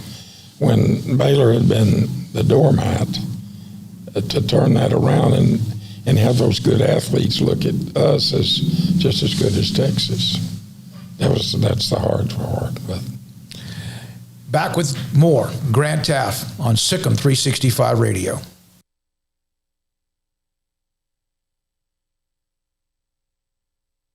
Y'all listen up. Let me tell you something about group meals from Rudy's Barbecue. It's got all you need for all the folks you gotta feed, smoked meat, sides, and more. There's everything down to the tablecloth, just like the one that you see at the store. At a bridal shower, it's better than flowers. And a long distance meeting, it'll pass the hours. It'll feed all the cousins at a family function. It's better than potluck at a church luncheon. Next time you need to feed 10 or more, call and order a Rudy's group meal. Next in line. One size fits all. That may be all right for an adjustable belt or cheap sunglasses, but when it comes to your financial needs, no one wants a one-size-fits-all strategy. Ben Erlinson, your Edward Jones financial advisor, knows that his most important goals are yours. That's why he takes the time to understand your needs, knowing you. That's how Edward Jones makes sense of investing. Ben Erlinson, 100 North 6th Street in Waco, 254-759-8533. Edward Jones, member SIPC. With so many companies and policies out there, it gets so confusing shopping for insurance, and I never know if I'm getting the policy that's right for me. Luckily, I met the team at the Niche Group Insurance Agency. With the Niche Group, you can go to one company and get access to coverage options from many insurance carriers, and you get to speak to a real person about your specific coverage needs. With the Niche Group, I know I'm getting the right coverage at the right price. If you need insurance, talk to the experts at the Niche Group at 1-800-258-8302. Stepping into a new pair of boots is great, but stepping into the boots of a U.S. Army officer can also add confidence and leadership skills to your son or daughter's career path. There are more than 150 occupational specialties to help them find the best fit for their future. See all the things your son or daughter can achieve in our boots at GoArmy.com. U.S. Army Waco Recruiting Company, 254-598-8131 or 254-776-1543. Born in Waco, Brotherwell Brewing exists to serve the Central Texas community with locally crafted beer of the highest quality. They want to bring Central Texas closer to the brewing experience so everyone can enjoy well-made beer as much as they do. For 2.5 years, they've been bringing high-quality beer to Central Texas at their location on Bridge Street in East Waco. Brotherwell Brewing believes in community and bringing people together to enjoy products made in their community. So for your game day, whether it's a tailgate or at home, stop by Brotherwell Brewing for high-quality craft beer made right here in Central Texas, 400 East Bridge Street, and check them out online at brotherwell.com. Southwest Sports Medicine and Orthopedics, the team physician of Baylor Athletics. Our doctors specialize in the diagnosis and treatment of any and all sports-related injuries. Celebrating over a decade of service in Central Texas, our doctors are equipped to handle a wide range of issues, whether it's your foot or ankle, orthopedic spine care, your hand or wrist, knee and shoulder pain, or if you're in need of our arthritis or total joint clinic. Come see us at the new Baylor Scott and White Ted and Sue Getterman Sports and Orthopedic Center. Trusted doctors at Baylor Trust, Southwest Sports Medicine and Orthopedics. Our goal is to get you back in the game. How can we help you? That's a question we ask every day at American Bank. Hi, I'm President and CEO Dana Hassel. Our commitment to our customers is what drives us. It's why we've invested in new branch buildings and technology like ITMs that let you speak to a teller face-to-face from your car. It's why we work with local businesses, helping Waco grow and thrive. And it's why decisions about your accounts and loans are made here in Waco by people who know you. How can we help you? Find out at American Bank, member FDIC. Welcome back to SicEm365 Radio. SicEm365 Radio is presented by IdealMRI.com. High-quality MRIs for $497 or less. IdealMRI.com. Your health is important, so is your budget. We're back with the great Grant Teaff on SicEm365 Radio, and we appreciate the time we get from you anytime. You were talking about when you took this job and what Donnell said, and I believe the book and all of the things you started to try to get accomplished. Did you ever have a day early on where you thought it was impossible? No. And this sounds a little bit like I'm overconfident, but I just never ran into anything that I couldn't fix in the world of football.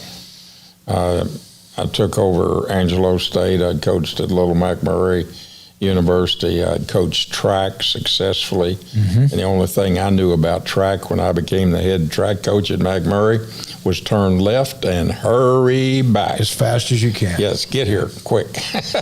But I soon adapted to that, and the way I did it was the quality of athletes I recruited. And what I learned early on and determined, you can recruit athletes that have great potential, but you also have to have in that athlete, you have to have the determination to get the education and the ability to get an education. Yeah, not just want it, but need it and have the ability to gather. I mean, and there's some that just can't do it on the college level. So you have to really discern that. So what I did then is selected guys that had great upside athletically, that within 2 years they'd be as good as any blue chip that had been recruited by anybody. And that takes some skills, because what I had been able to do as a young coach was to coach track. And I learned very quickly about athleticism, about the ability to create speed, and the ability, to be able to throw a shot, have the coordination for throwing a discus, all of those things. So it really helped me determine how I was going to select athletes that would develop. At McMurray, I couldn't get the blue chip player. Mm-hmm. So I had to take young guys that had an upside. And the other thing about that is that if you do that, you got to have them there for year 4 and 5. Right. Okay, how do you have them there for year 4 and 5? They've got to be academically available in their own abilities to make it to year 4 and 5 on the collegiate level. You can't bring in people that are going to be there through year 1 and they're gone. Yeah. You tears up the roster. You can't accomplish nothing. Yeah. I don't know if I've ever asked you this. I've never read this before. Maybe I have. Is there one player that was the one that started? Was there the first player that committed? Maybe he wasn't a big blue chip, but was there a name? Everyone knows about the great names in Baylor history, but was there a name that you got a commitment from that may have started it, that got everyone's attention? Oh, that's hard to say, because each year was different in recruiting. It's a whole different cast of characters out there that you're dealing with. And I think what I relied on more than anything else was the trust I had built with coaches. As a young coach, I had clinics for coaches, college coach. When I was at McMurray, I put on clinics for high school coaches. So my whole coaching career, I had involved myself, even though I was on the collegiate level, with high school coaches. And so they would tell me the truth. And that was so important, because as I went through my coaching career, the trust I'd built up with high school coaches paid huge dividends for me. You can go back and look at the people that we recruited, and they weren't the big blue chippers. Texas and A&M got those guys. But yet then later, we're beating Texas and A&M with the guys we recruited. They had the big upside. Baylor's had to do that a lot. They've had some dudes now. Over the years. Yeah. They've had some, wow, they got him. But that's pretty much almost the mentality of Baylor, even with what Coach Drew did. Sure. Or what Kim's been able to get. She gets elite because women's basketball, the tree doesn't go as tall as far as the number of talent, and she's got what she's got. But, yeah, I mean, isn't that what – and does that then mean it's not built by a paper sack? It's built the right way methodically if you do that? Because Sure. Absolutely, Smoak. You just watch any great program, i.e. take Kim's program here at Baylor, and you watch how and who she recruits, and then how those become elite college players. And not all of them were so-called elite coming out of high school, but she knows how to select those that have not only a good upside, but that have the character and the academics to see to it that they're here for year 4 and 5. That leads to a question. Robin Jones, who was at the practice on Saturday, he brought up a comment that back in 1974, he missed a block, blew an assignment, and a punt almost got blocked. He came to the sideline, and you showed him. You didn't yell at him. You showed him what he did wrong. And then later in the game, there was another punt, and I don't know if he was the up back or whatever, and he perfectly blocked 2 guys. I think maybe in Iowa State. I can't remember if he told me the game. But when he came to the sideline, you said to him, that was perfect, exactly the way to do it. You're going to be a great player. He's always remembered that. That's 47 years ago, right? And what does it mean to a coach? That case, one case, hundreds of cases when a player does listen and then he does make a play because he did, and you see him smile. Yeah, it's coaching. That's what coaching's about, is that you are able to convey to that individual player some information that will help him do his job better, and that he will be better as a player from the information you conveyed to him. That is coaching, And so those are wonderful moments, and a coach, though many times we as coaches don't express it initially because you got games going on, but boy, that's a great thrill to see a youngster get it. I like to say they got it. They understood. When you decided and you moved on from being the head coach, how much did that hurt you? The what now? When you stopped coaching. Oh, yeah. Well, didn't you deserve better? Well, the point was, to me, pretty simple, is that there was a point in everybody's career where you've got to make a decision. And I've seen coaches hang on way too long. And I had other things that I felt like I was capable of doing. So it worked out really fine for me in the sense that I ended up taking over the American Football Coaches Association. Excuse me. And that was a joyous ride to be able to take that organization from 0 to 60 miles an hour in 3 seconds or something, Did you have more impact then in football or as an administrator, as an executive director on the game? That's a good question, because in football time in the effort to do all that.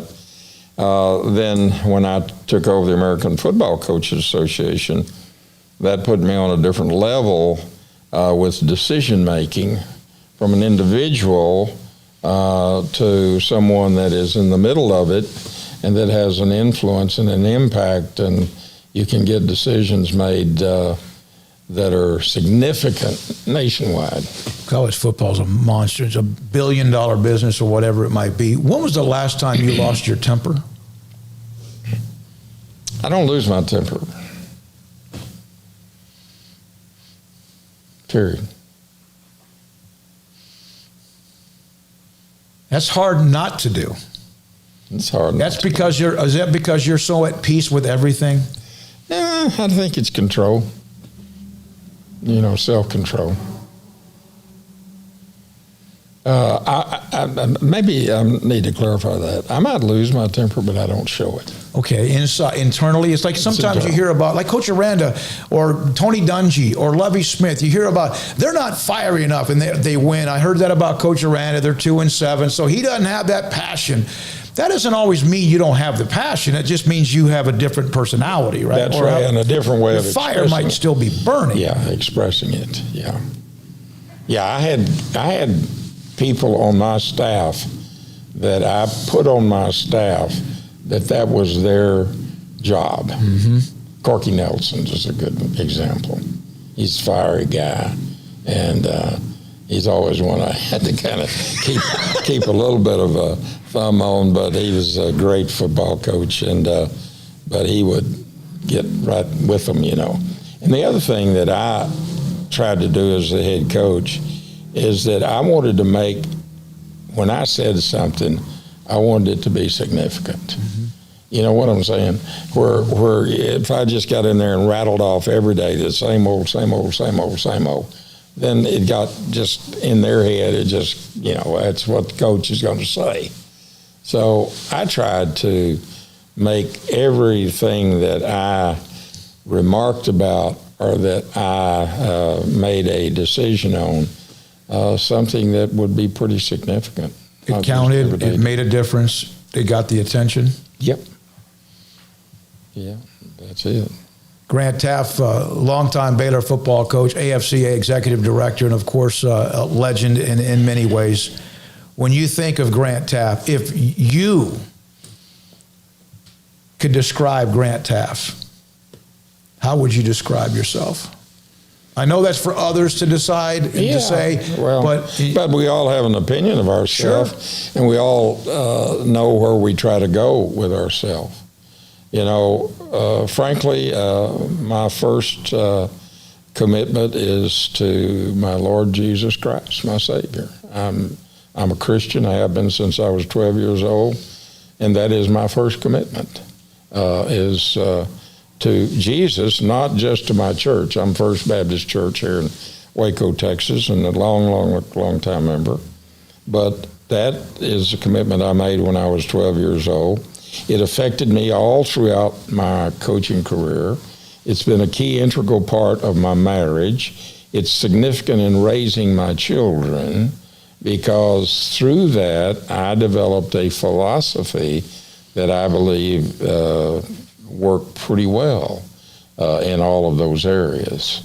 In my marriage and raising my children, I got one of them with me today. She could, Lane Pittman, Teaff, she could comment on that. But the thing that I believe with all my heart is that we're placed on this earth. We are given certain skills and talents and abilities, and it is up to us to utilize those and to utilize the wisdom that God gives us through our own individual brains. And that wisdom has to come in the way you deal with people. It was a huge thing in my coaching career. It was just almost innate that somehow I knew how to deal with players. And that was a big thing in my coaching, is individual players, how to deal with them and the issues that they had. And sometimes you got to be got to deal pretty severely. And I can do that too. I want to wrap it up with this, and thanks for your time. As someone who sent me a note, he knew I was going to have a chance to visit with you. Is that people, do you like being idolized? I've never even thought about that. I don't. He said that I absolutely worship and idolize Coach Teaff. Wow. Well, that's just kind of foreign to me.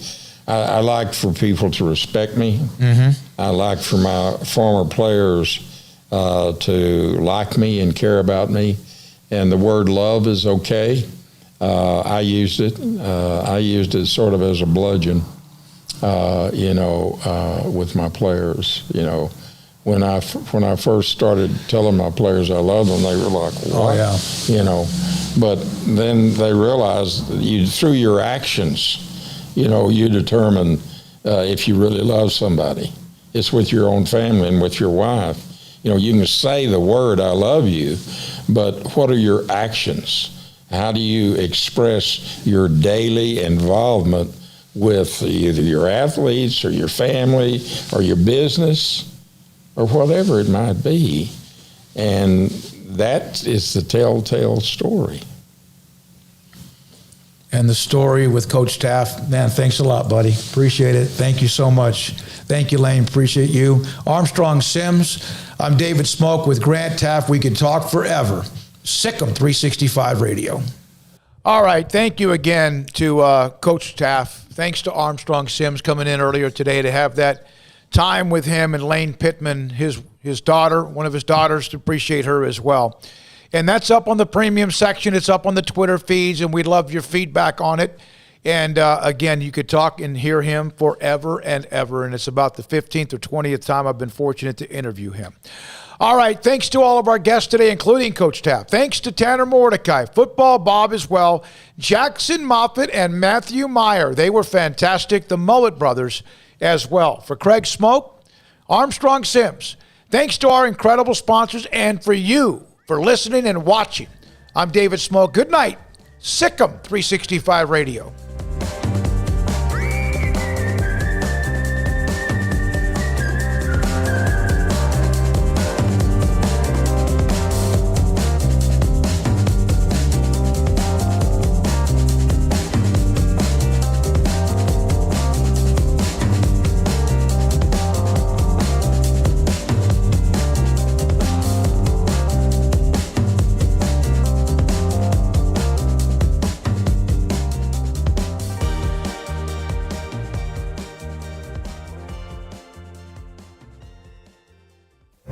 Stepping into the boots of a U.S. Army officer can add confidence and leadership skills to your son or daughter's career path. See all the things they can achieve in our boots at GoArmy.com. U.S. Army Waco Recruiting Company, 254-598-8131 or 254-776-1543. With more than 160,000 alumni worldwide and counting, the Baylor family is growing. And through the university's expanded Baylor alumni program, the family is growing closer. With hundreds of local volunteers planning events in cities and towns around the country, you can gather with fellow Bears no matter where you are. So, get connected. Get something started